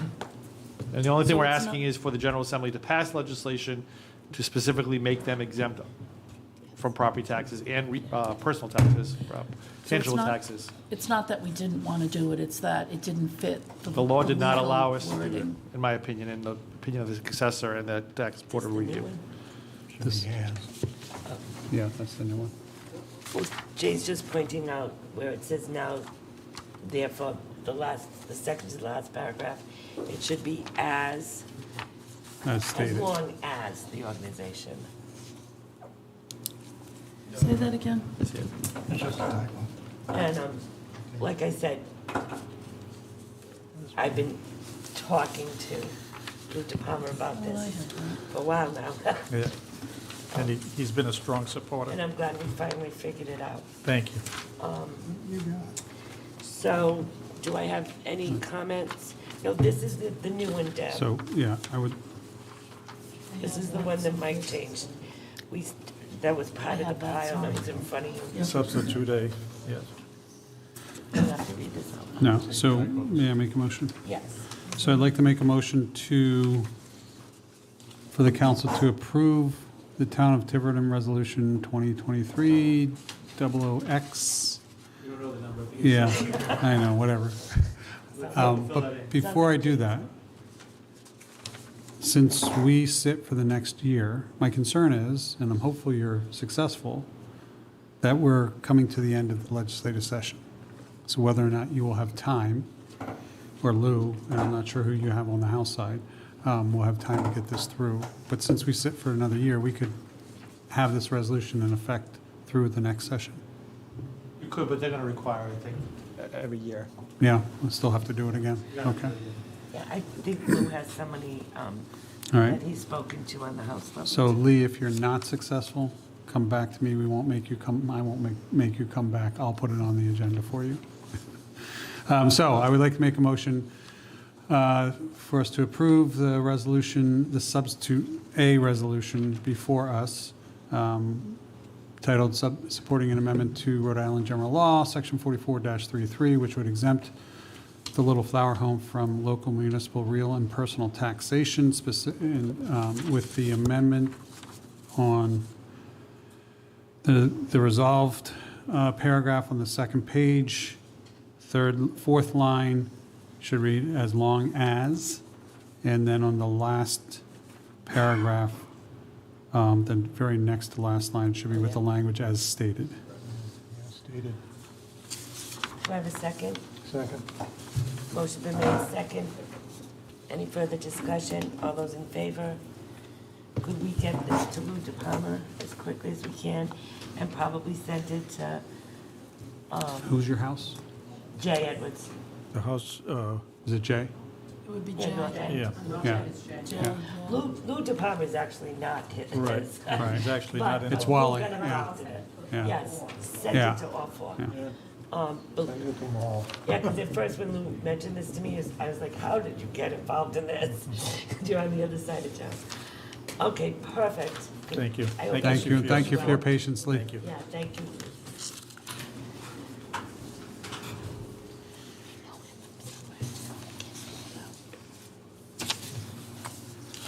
Want to take over for a couple? Yep.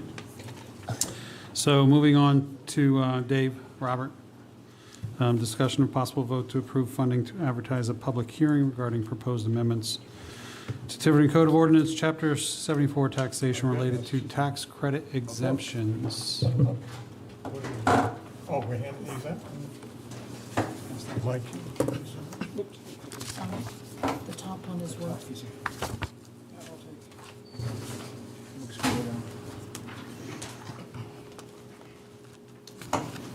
No.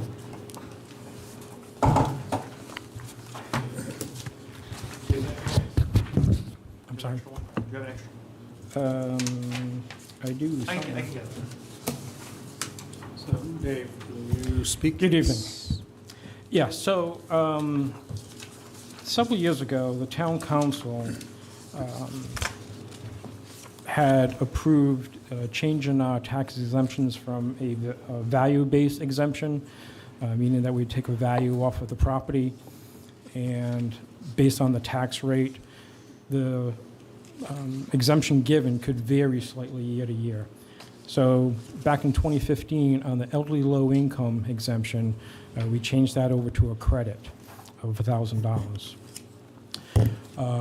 At the high end, the low end was $500. A couple years after that, we changed the other exemptions to a tax credit as well, the veterans, the blind, POW. Those values have not changed since, on the elderly side, since 2015, and the other ones, 2017.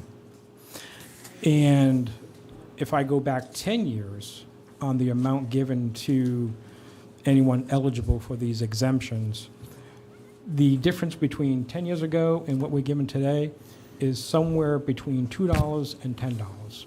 So not a change really at all. The chart that I've given you outlines all the other municipalities and where we rank. And I've also given you the publication from the Department of Revenue of all the exemptions available statewide. So I'm giving this to you as a reference on whether or not the town council would like to move ahead and adjust the exemptions, not in the order of because of a revaluation and such, just because we haven't changed the values in quite some time. I'm not advocating either way, because I think right now our exemptions compared to other towns is pretty reasonable, and we're either mid-range or on the higher end. However, there are some areas that you guys may want to take a look at. If we do move forward, I would propose a 10% increase, and that increase would be less than a penny on the tax rate. It'd be roughly 3/4 of a penny. If we were to go double that, obviously a penny and a half. But it is something that these exemptions have not changed in quite some time. After the last revaluation, I've had several residents come up to me and ask for increases in the exemptions. And I promised them that I would bring it forth at some point, and here I am. So if the town council would wish to proceed, I would suggest scheduling a public hearing and move forward from that. Yeah. If you have any questions, I'd be happy to answer them. Knowing that this is simply to put it out for public hearing if we want, but any questions for Dave? Not for Dave, but Mike, as a veteran, can I weigh in on this? Applies to all veterans, right? Class exception. Yeah, fine, yeah. And just to let you know, round numbers, I forgot to bring it with me, it might be over there. The veterans is the highest number of exemption applicants that we have, and there's roughly 700 veterans in town. The elderly low income, we have roughly 100 residents that qualify for that. Is this the changes? So, No, are that's you what they are asking that now. we do a one-time increase of 10% or an annual increase of 10%? A one-time. A one-time, One time. yeah.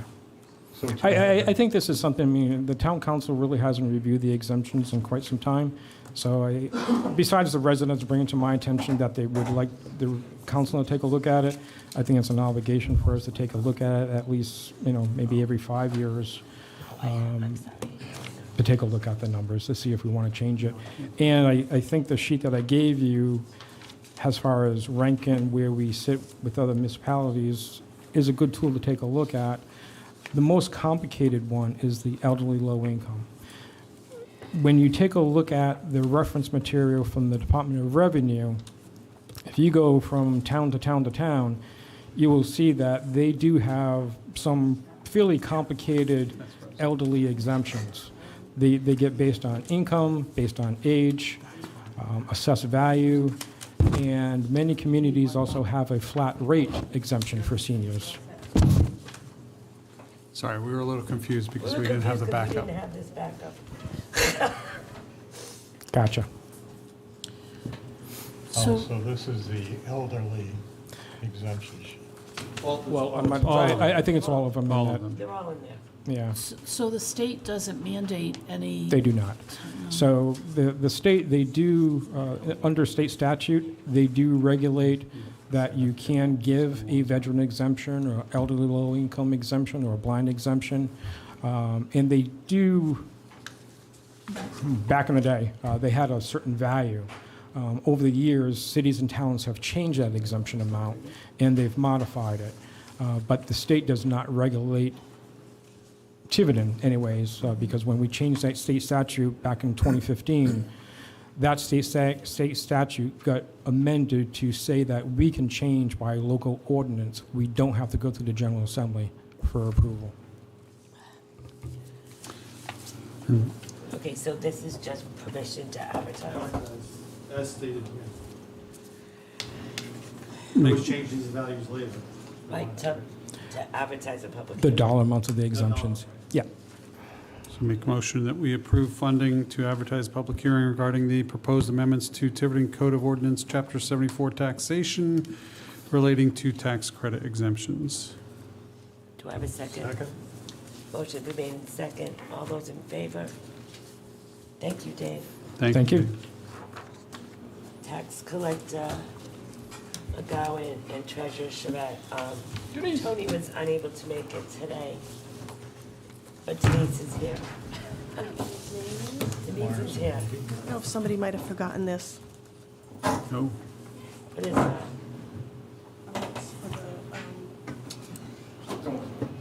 Mrs. Santos. Oh, okay. So, all right, Denise. Good evening.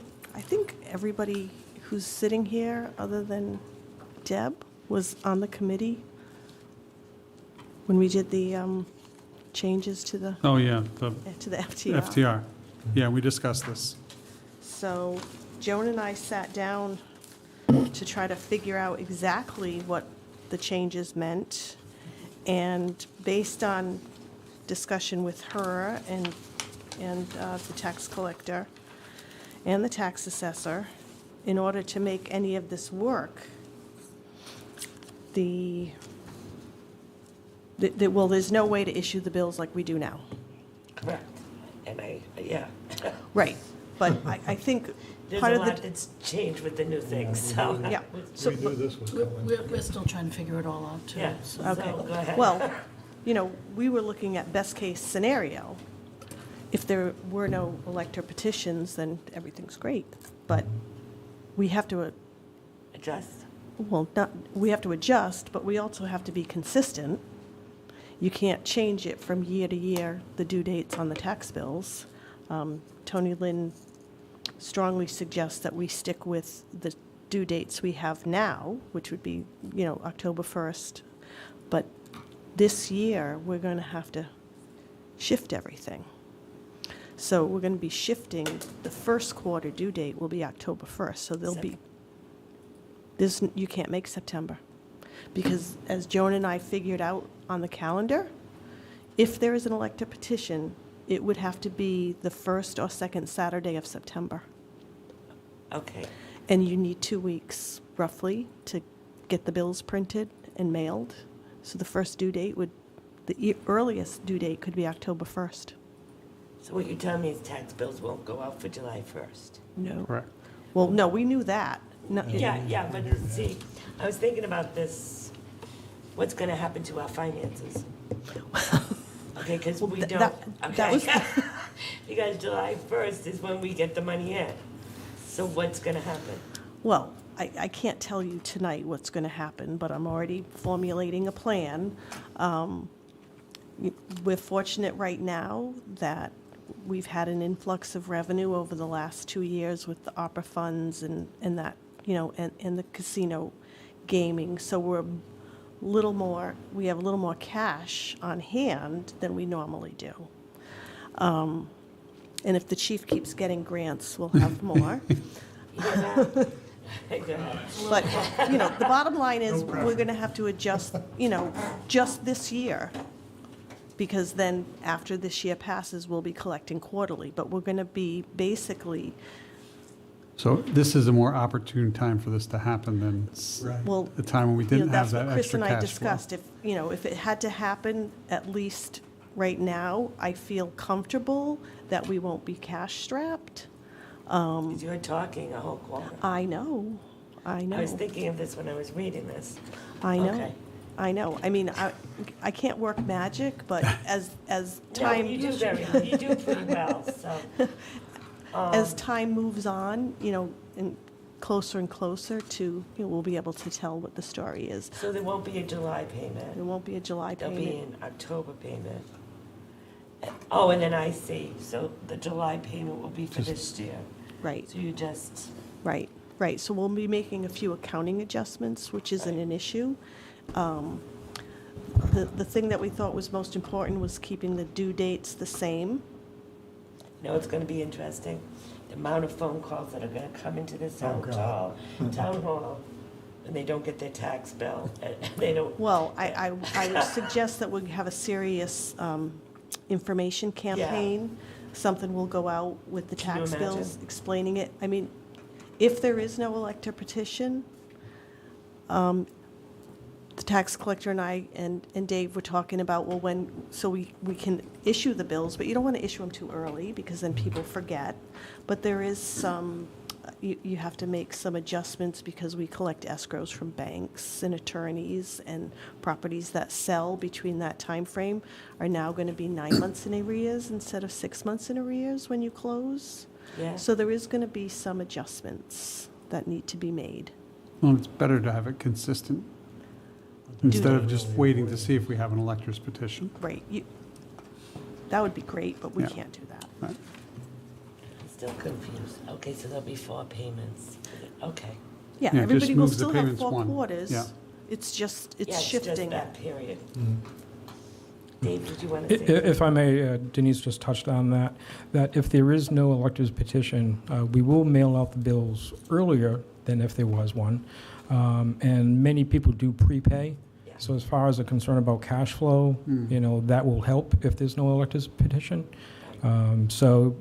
Again, to what Denise spoke to, we don't want to issue those bills too early, because technically, if there's not a petitioners, we could get the bills out sometime in July, for sure. But I'm not sure we want to have a tax bill sitting in someone's desk for 2 or 3 months. Right. Yeah, so we will. People will forget. Sure, certainly. So I agree with Denise. We are going to have to make sure that we have a good campaign out there, letting people know about the new due date of October 1st. And then the remaining quarters do remain the same. Because we had that year with COVID and we moved everything out, there was a lot of confusion. A lot of confusion, and you did a 1-quarter bill, which was a horror show for the system. But So we figured it out. there's still some residual every year when we do the reconciliation for the audit. Oh, yeah, that's right, that was the COVID receivable. But, we had to do what we had to do. Well, also, unlike many other towns, we have a particularly stellar collection rate. We do. People pay early and they keep it up all year. You can see me still. Oh, yeah. Because so people aren't going to pay their bill July 1st. Right. Okay. What's the October bill going to look like? It's going to be It's going to just be a quarter. regular quarter. So we're missing some money. No. Explain this to October me. 1. Yeah, then- but Yeah, So for we're 3 at- months, oh, So instead of July, October, January, April, will be October, January, April, July for the year, 4 quarters. but we're not. No one is paying in July. No one's paying Not in this July. July. Saving So money. the quarters will not. No, think about it. We're not getting the July. They're Right. retaining it longer. But when I get next July's, it's going to apply to the previous year. Where right now, July, like if there was a bill that was coming out and everything was the same, the July payment It's would for go to fiscal 2024. year Go 24. into the Right. new year. So there's going to be a shift in how I account for the tax revenue. Okay, so I pay my taxes January, April, July, July. October. So there is a period. no, There's gonna be a the period of the time where fourth they're just- quarter is July 1st. Right, but right now. So the first quarter this year, if it was a normal year, So no tax bills will come out for July. correct. So people That- won't be paying that money in July. In July, they'll be paying it in October. So what will happen to the people there's a who are skip. paying through their mortgage? Well, Tony Lynn makes the adjustments she notifies the banks, because the banks actually, she explained a little bit to me, is they actually extract the information from Vision, so they'll get that information, that there's gonna be a change in the due date. Well, there's not a change in the due dates, but a change in the payment schedule. So can I walk through this? Sure. So for this year, When you say this year, you the mean? current fiscal year, We're done. the last tax bills have already gone out, and we're paying those, people are either paid or paying those now. Right. Okay. Normally, you would send out next year's first tax bill July 1st. Under this scheme, that's not going to happen. That first tax bill goes out October 1st, for October 1st. Okay. We pay that, next one comes out for January 1st. And that is covering that quarter of January 1st through whatever that is. Actually, no, they're 9 months, right now, they're 6 months in Yeah, arrears. okay. So now you're gonna be 9 months in Okay, arrears. okay. but we'll catch up next October, October of 20. The cash 4. will eventually catch up. Yeah. It's just a matter of the accounting side Yeah. of it. Okay. And so people are going to have no payment in July. Their payment's going to be delayed. The payment they normally would make in It'll July. be the same quarterly, well, if taxes go up and Right, down, it'll be that same quarterly. It'll be, yes. I So- promise. No, I know that, but you see what I'm saying? We would have paid July, October, January, and April anyway. But it would just go to another year. Well, this year is done, if you think about it this But way. it, but Fiscal year '23, we're done collecting quarters. I mean, people Okay. are still paying, but we're done. The bill was right, I agree with that. April. So next year's bill normally would go out, like Mike said, In July. and people start paying immediately, the 4 quarters. Right. Well, the bill is going to be delayed, so they're not going to be making any payments July, August, September. They're going to get a bill, and they'll start paying fiscal '24's in October. So they'll pay October, January, April, and then when they come in to pay July, you're thinking, oh, but the fiscal year's over. No. They're going to come in July, and it'll just be credited back. Retro it back to. Yeah. My bank account will show that I saved money in July. Your bank, yeah, and you're going to make interest too, a little bit. So I do the ACH, the monthly ACH. That's going to be turned off this summer until the bills are issued. Right. So the money that I would be paying, I will be saving, but then I'm just delaying paying it to the town. You guys know what you're doing. Well, We do. I have great faith in Basically, you. what you're doing, Denise, is you're shifting the 4 quarters 3 months later. Everyone's still going to have 4 quarters for this year's tax bill. It's just not July 1st, it's October 1st. We're just shifting everything 3 months. People aren't paying any taxes in July right now. they will be paying taxes, but they won't be giving us the money until October. You know what I mean? They'll still be owing taxes. They will be but- right. owing taxes, but they won't be turning it over to the town until October But, 1st. but in the normal cycle, the way we used to do it, They'd by- stop paying July 1. and by that October, they would have paid 2 payments. That would have been the second Are we payment. missing a payment somewhere here? No, We're it not catches up to us next year. They'll catch up to us next year. Can I ask one question? Yeah. How are we doing this? By what mechanism? What do you mean, how? Are we passing an ordinance? What are we doing? Oh, I don't know. How is, So, no, That's your advice. yeah. so it's Mike, part how of- are we doing this? Yes. So part of the budget ordinance that passes should set the collection dates, but those quarters are due. I Okay, think there's so a we- state statute that requires you to set the dates. You're allowed to have 4 quarters, payment in 4 quarters, and most towns do it in an FDM, or they do it by ordinance, saying that on such and such, for fiscal year, whatever, the due dates for the taxes are gonna be X, So Y, and this will be Z. voted on at the FTR. It'll be at the part of your budget, it needs to be included once you approve the budget, there'll be a portion of your budget saying when these taxes are now due. Would it be a resolution? No. Would be could be a resolution. I mean, the dates Well, are no, not, excuse me, the budget is an ordinance, and it's one passage, so it should be included in that. We could add it to the ordinance. so we But it'll don't have to be added to the ordinance every single year, we'll have to put these dates in there. They shouldn't We do it. change, except for. the dates are not changing. The dates were not It's changed. just, It'd just be October Just how 1. But we don't do that now, like, how do we get away with this? Well, I think there is when you had an FDM, you must have passed a resolution setting the dates, because how are you setting the interest No, rate? we never had it We- on the FTR. How are you setting the interest rate on late payments? That's also has to be. Yeah, I just need to do this, when we had the FTM, I'm looking for the statute, I can't find it. I do believe that dates may have been voted on in the FTM. The Yep. FTR, No. I've never, We have not. I don't have a recollection of any dates in that. Need to.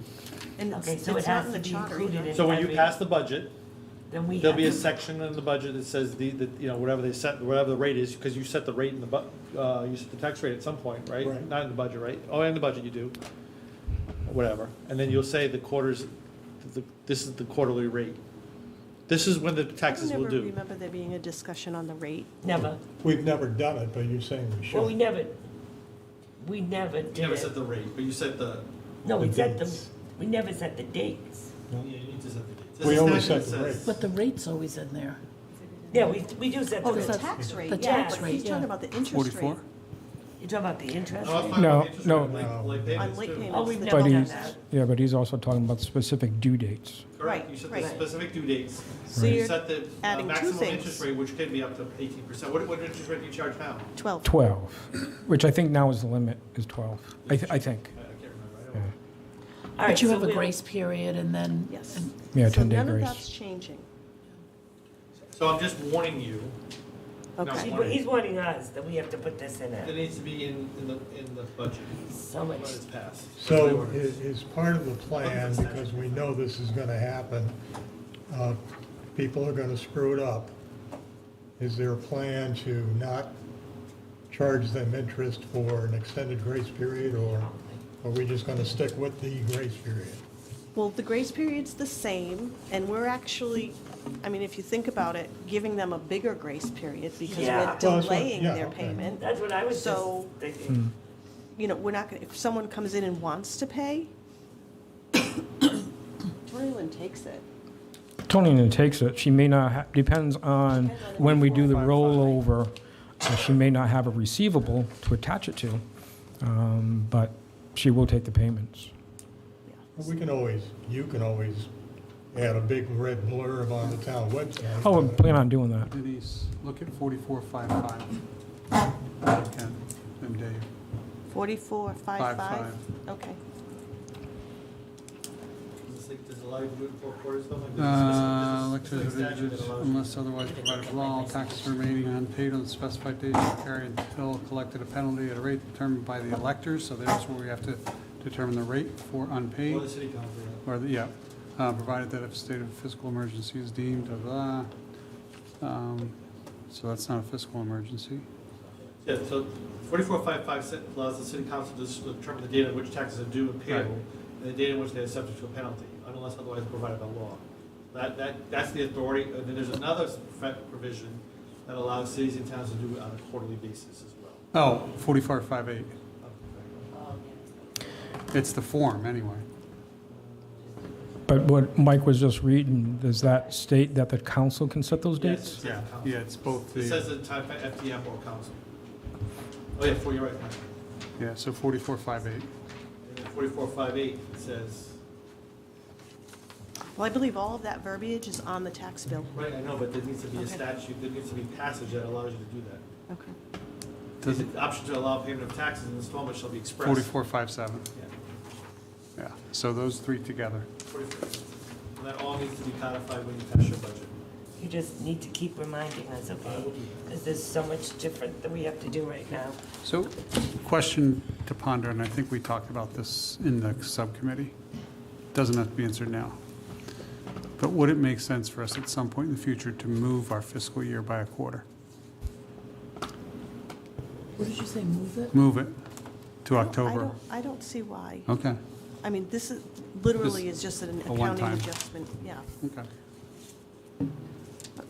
I mean, most of the cities and towns are 6:30? Right, I think you said East Providence is October or January? Since we just moved this to be aligned with the state. Yeah. And East Providence is October or January? October, But yeah. it's not good. Yeah. Because the budget lags, the rate lags, the rate that's set lags the budget, right? So they're setting the rate now for a budget, for last year's budget. Oh, yeah, no, we don't do How that. do you even do that? I don't know how. For East I'm not- Providence? I'm not in finance. but- Yeah. Yeah, there's But two it's towns that very have a confusing. back fiscal year, East Providence and Cumberland. As a friendly reminder to the budget committee or the council, we need to make sure that those provisions are in the ordinance that includes the budget. Yeah, well, we'll be looking at everything we do anyway. No, there's a lot of different things we have to do. I'm actually surprised that you haven't done that. You should have done that before, even with an FDM. Oh, we didn't. I can tell you, we never did. Nope. I don't- The assure you 35 we to haven't. 45 days at the end, where did that come from? I couldn't remember. I apologize.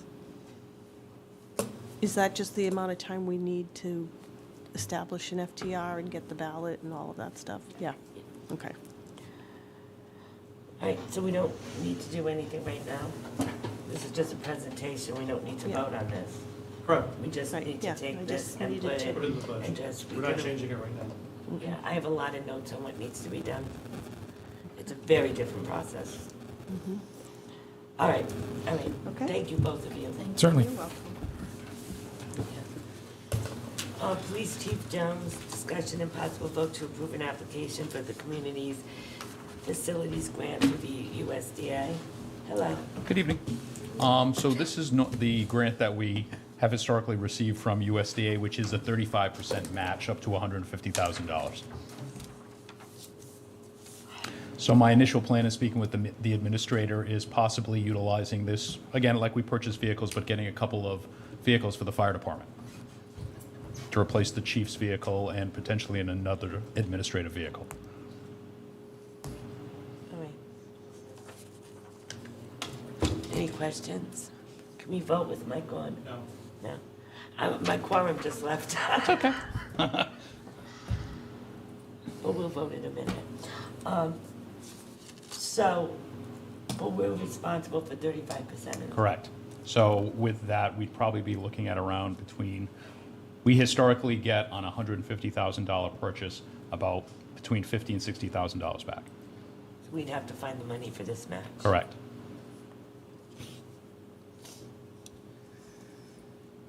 When will we get the results of, we're going to apply. Correct. So when do you think that we'll know if we got it?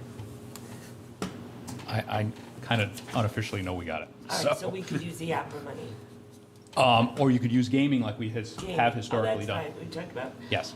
Okay, I just want to make sure in my Right. mind I know somewhere. Because I don't like to apply for grants and then say, no, thank you. Right. Because the agencies don't like that. Right. Especially when we have such a good relationship with the Yeah, agency. Right, so, right. like, it really isn't good to go through all the process and then say, oh, we just realized we don't have the money. Right. All right, so, can I have a motion? Move we approve for the chief to apply for the community facilities grant through the USDA with a understanding that it's a 35% match for purchases up to $150K. Second. Motion made and second, all those in favor? Thank you. Thank you. Thank you. All right, so we were reminded that this it's a discussion of revision committee membership for a resolution establishing a committee, discussion and zoning revision committee, okay. If you look at what this said, when we decided to do the zoning revision committee, we wanted to have, it said that we were going to have, right, gentlemen, somewhere in here. So when you, Committee. in the March 13th meeting, you approved the contract with Weston and Sampson for doing the zoning rewrite. As part of their presentation, their proposal, where you see scope of work, Yes. that's what that I'm first trying to find sentence, out. Okay. we propose that the town establish the zoning revision committee to, for the work related to the zoning revision, ordinance revisions. So it was recommended as part of their proposal, and this was pointed out to me, and Yeah, so bringing what it we have back to to do, you. Decide what it looks like, that committee looks like. right, so. Who's on it, number, and stuff. So, definitely the planner. And if, stop me if you don't agree with me. The town planner? Yeah, Admin. Non-voting. They gotta be a resident. right. And then you have to be a resident to vote? Yes. Okay. You're right. Elector. Elector. I think it's a resident. He's an Okay. elector. It had to be Elected means you gotta be registered. Right. Yeah, so it has to be in compliance with the charter, but I think it is elector. Okay, so I thought the planner, the building official, and zoning official. Stop me if you don't agree with me. So they're non-voting. 2 zoning board members. 2 planning board members. So far, you all agree? Mm-hmm. Right. A town councillor, Let's say one, because there's so many committees. Yeah. What, you think two? I two. You can get to. The I'll do this the one. administrator? The administrator, non-voting. Yeah, and the non-voters don't have to be at every meeting. No. So what am I meant? So how many do Public. I have? Zoning. Voting members, you have 6.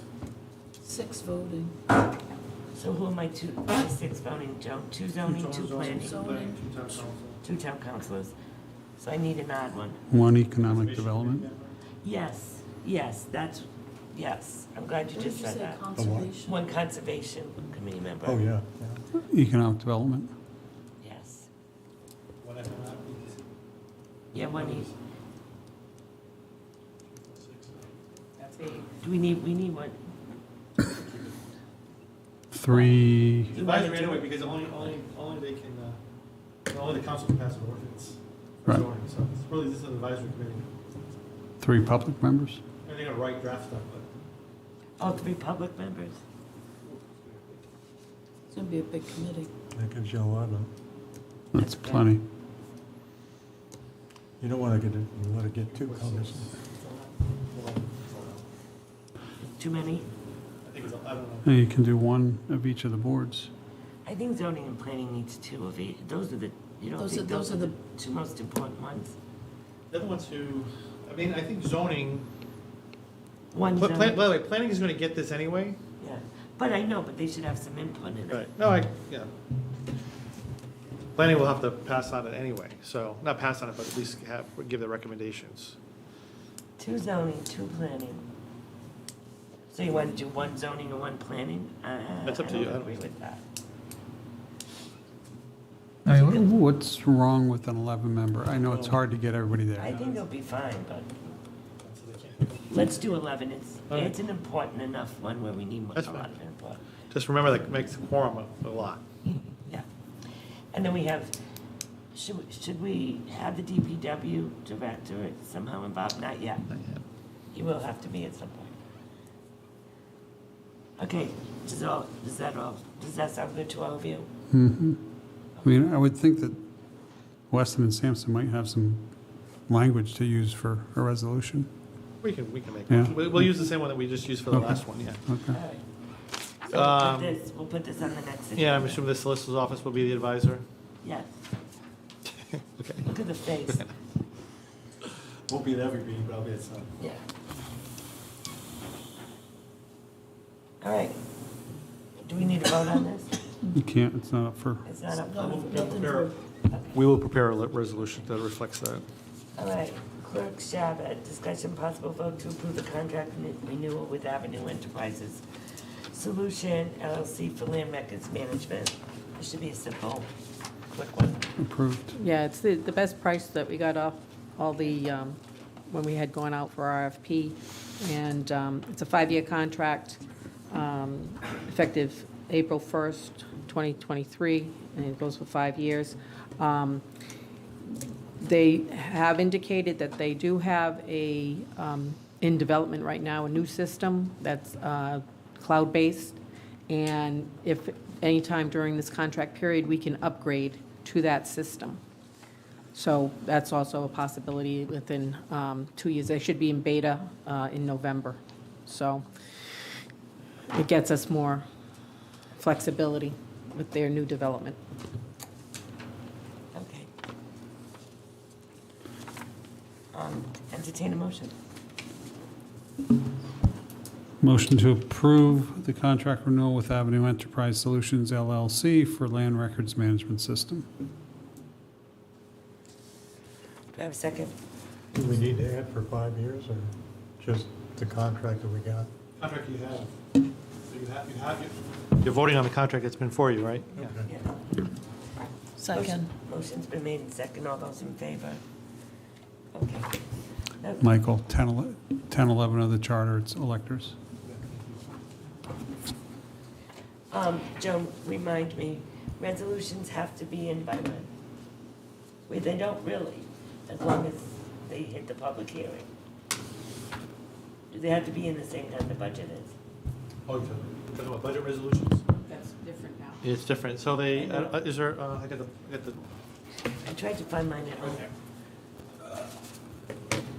Because So they would be part of the budget ordinance. Right, so we have to put forward. what I'm saying, we don't have to vote on it tonight, we can, No, but when we do the budget, we have to have the whole ordinance in front of us. The preliminary budget even. right, So the preliminary budget is May May 13th. 13th. And the So, budget committee has done some too. yeah, so I know we talked at the meeting on Saturday about reserving the sand, salt, and gravel. And the resolution is, Mike wrote the resolution for us. And so this would be in this restricted account. correct. And the reasoning for this is every year, like this year, we're putting so much back into the general fund because we have like 80% left over because it was an awful, it was a good year. So the reason, so that would go into a restricted fund. And then the next budget, we wouldn't have to put as much in there every year. So that's why we decided to do this, because we tax for this money and then we put it in the general fund. So I think because the process has changed, when the council wants to set up a restricted account, instead of doing it on an annual basis as you do now, you could pass ordinances that set up these restricted accounts permanently. You can always change them later, but so you don't have to do this. Without the vote from the people? Correct. But we'd have to do a public hearing, right? You still have to be a public hearing on that ordinance, but Right, yes. so- Maybe that's what we should do, because I think the other accounts are ordinances.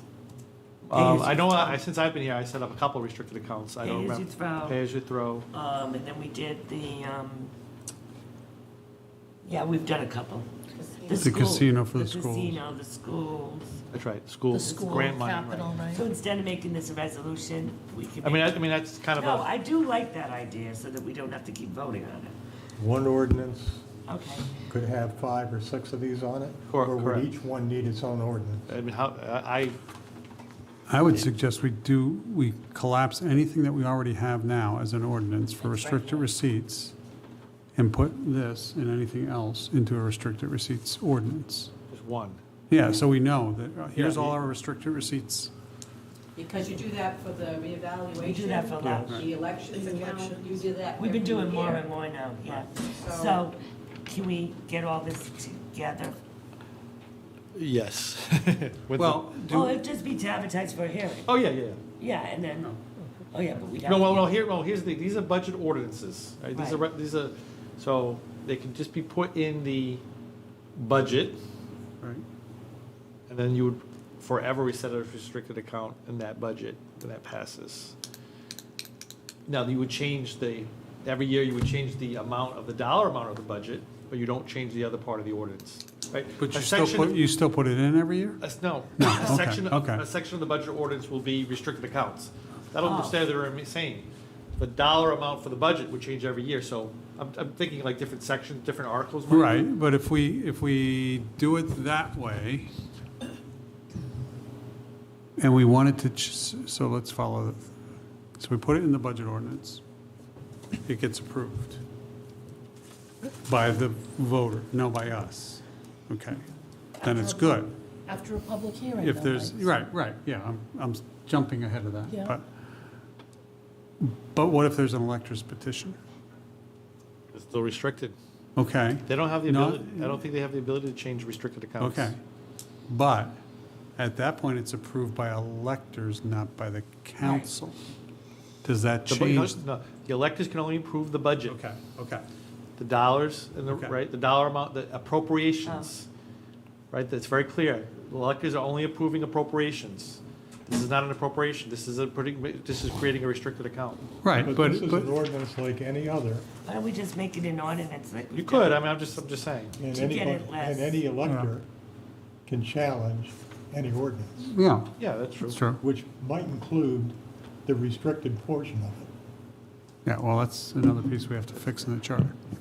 But how All would right, so they? why don't we just do an ordinance, make this a just restricted account? Does everyone agree? And all the other ones as well that are on your Want chart? to put them all together, Mike? I think it makes sense, but if it's too much right now, just do It's too this much one right and then now, we'll, just do this right we'll now. do, Okay. we'll do an omnibus one later. And then then we have in your packet all the resolutions that were on the ballot last year. Both the budget committees and ours. Right, and some like,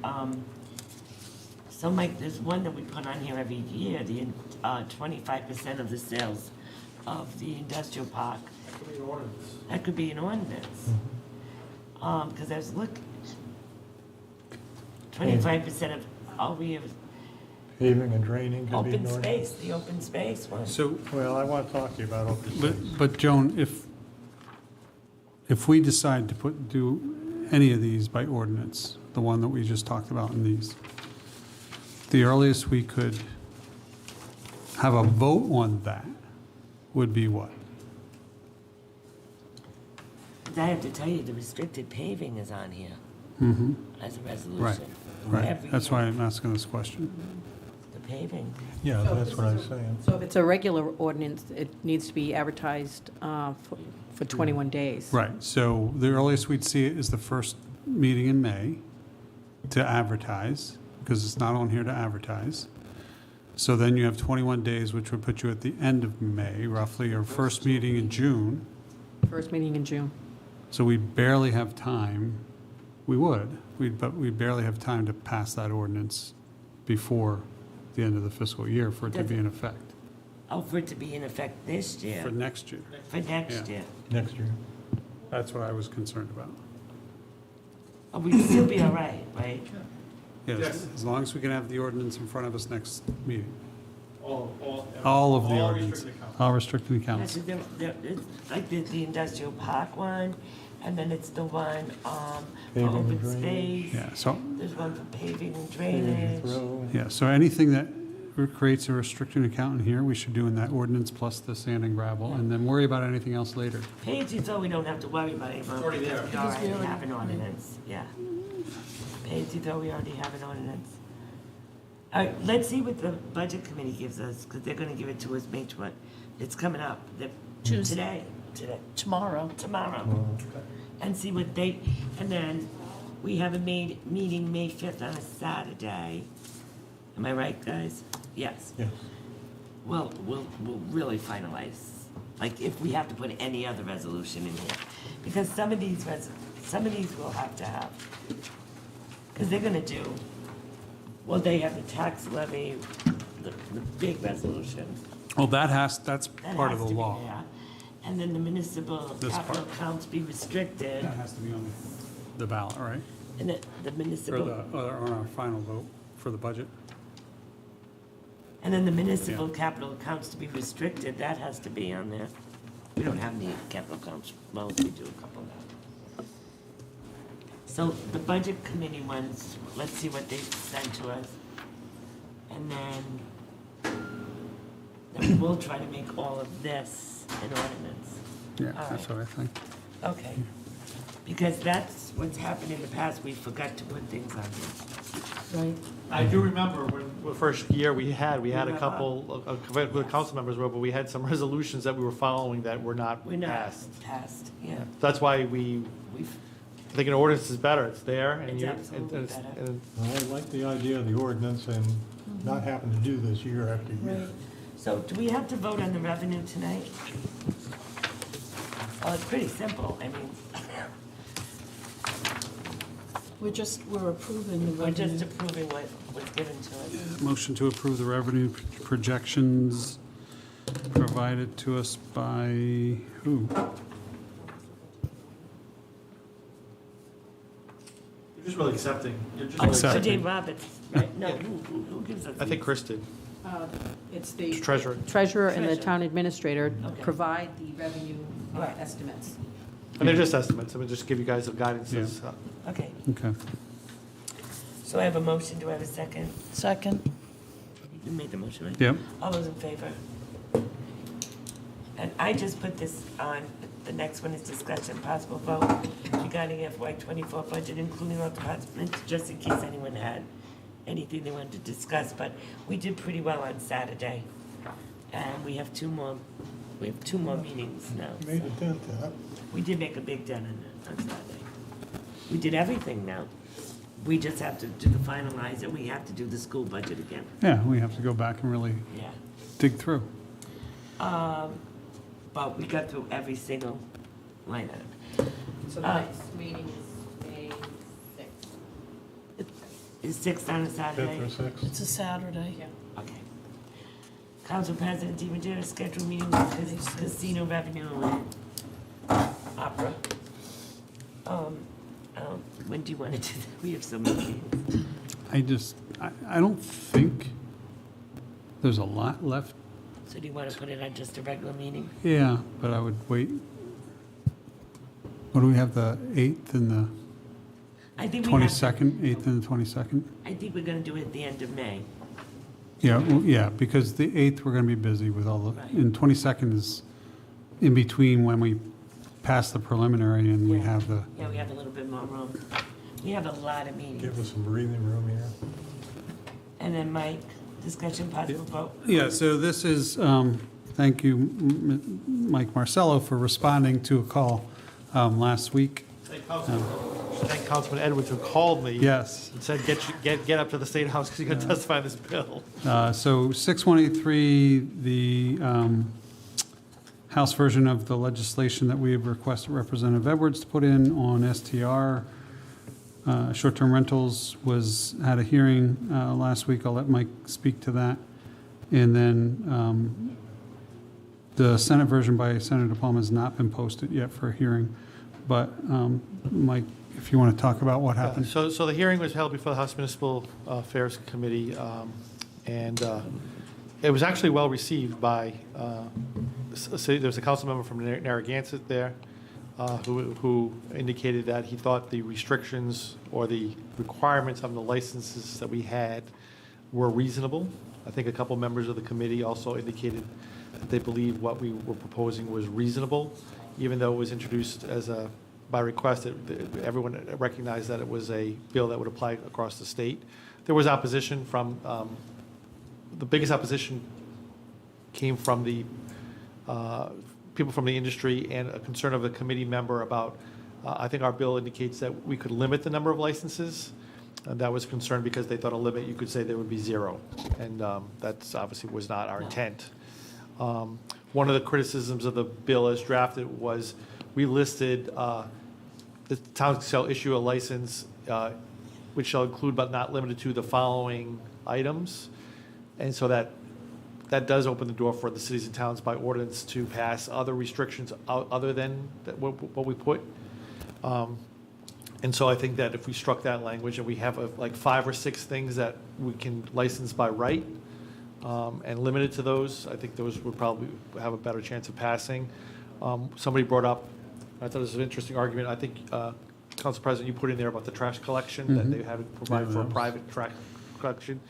And some of the people there said, well, we pay our taxes and whatnot. And one of the members of the committee, I believe she was from Block Island. Block Island, She partially represents Block Island. she said, well, if you were a business, you pay for your own trash, and isn't this really a business? Oh, good. Yeah. So there was some recognizing of that fact as well. So I think some of the cities and towns, my feeling is that the bill could be improved and should be improved. And there was not, I think there was some recognition by some members of the committee that some type of legislation needs to be put in that allows cities and towns to license this. Now, there's a dispute, no question about it, that I made my pitch that I didn't believe that without specific regulatory authority, we did not have the authority to license. Some people dispute that. I think this would just clarify that and make that forever.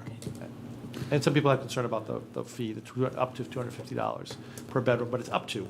So. Well, and I think you said maybe the same representative from Block Island said, well, that seems fine. Yeah, I'm paraphrasing. Yeah, I'm I don't want to attribute, but so, yeah. again, so there might be movement here that we can get something done.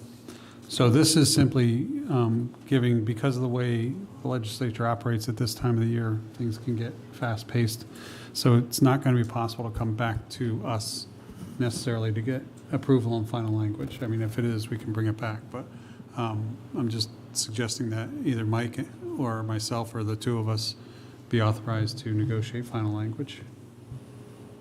Do you agree? Yes. Yes. Is that a motion? Yes. Do I have a second? Second. Any discussion? All those in favor? Okay. Thank you. And the next. I'd like to make a motion to go into executive session. Council President, Rhode Island, General Law 4246582, litigation, potential litigation regarding the town council president. Do I have, Yes. well, I need a Yes. second. Oh, second. I made the motion. Second.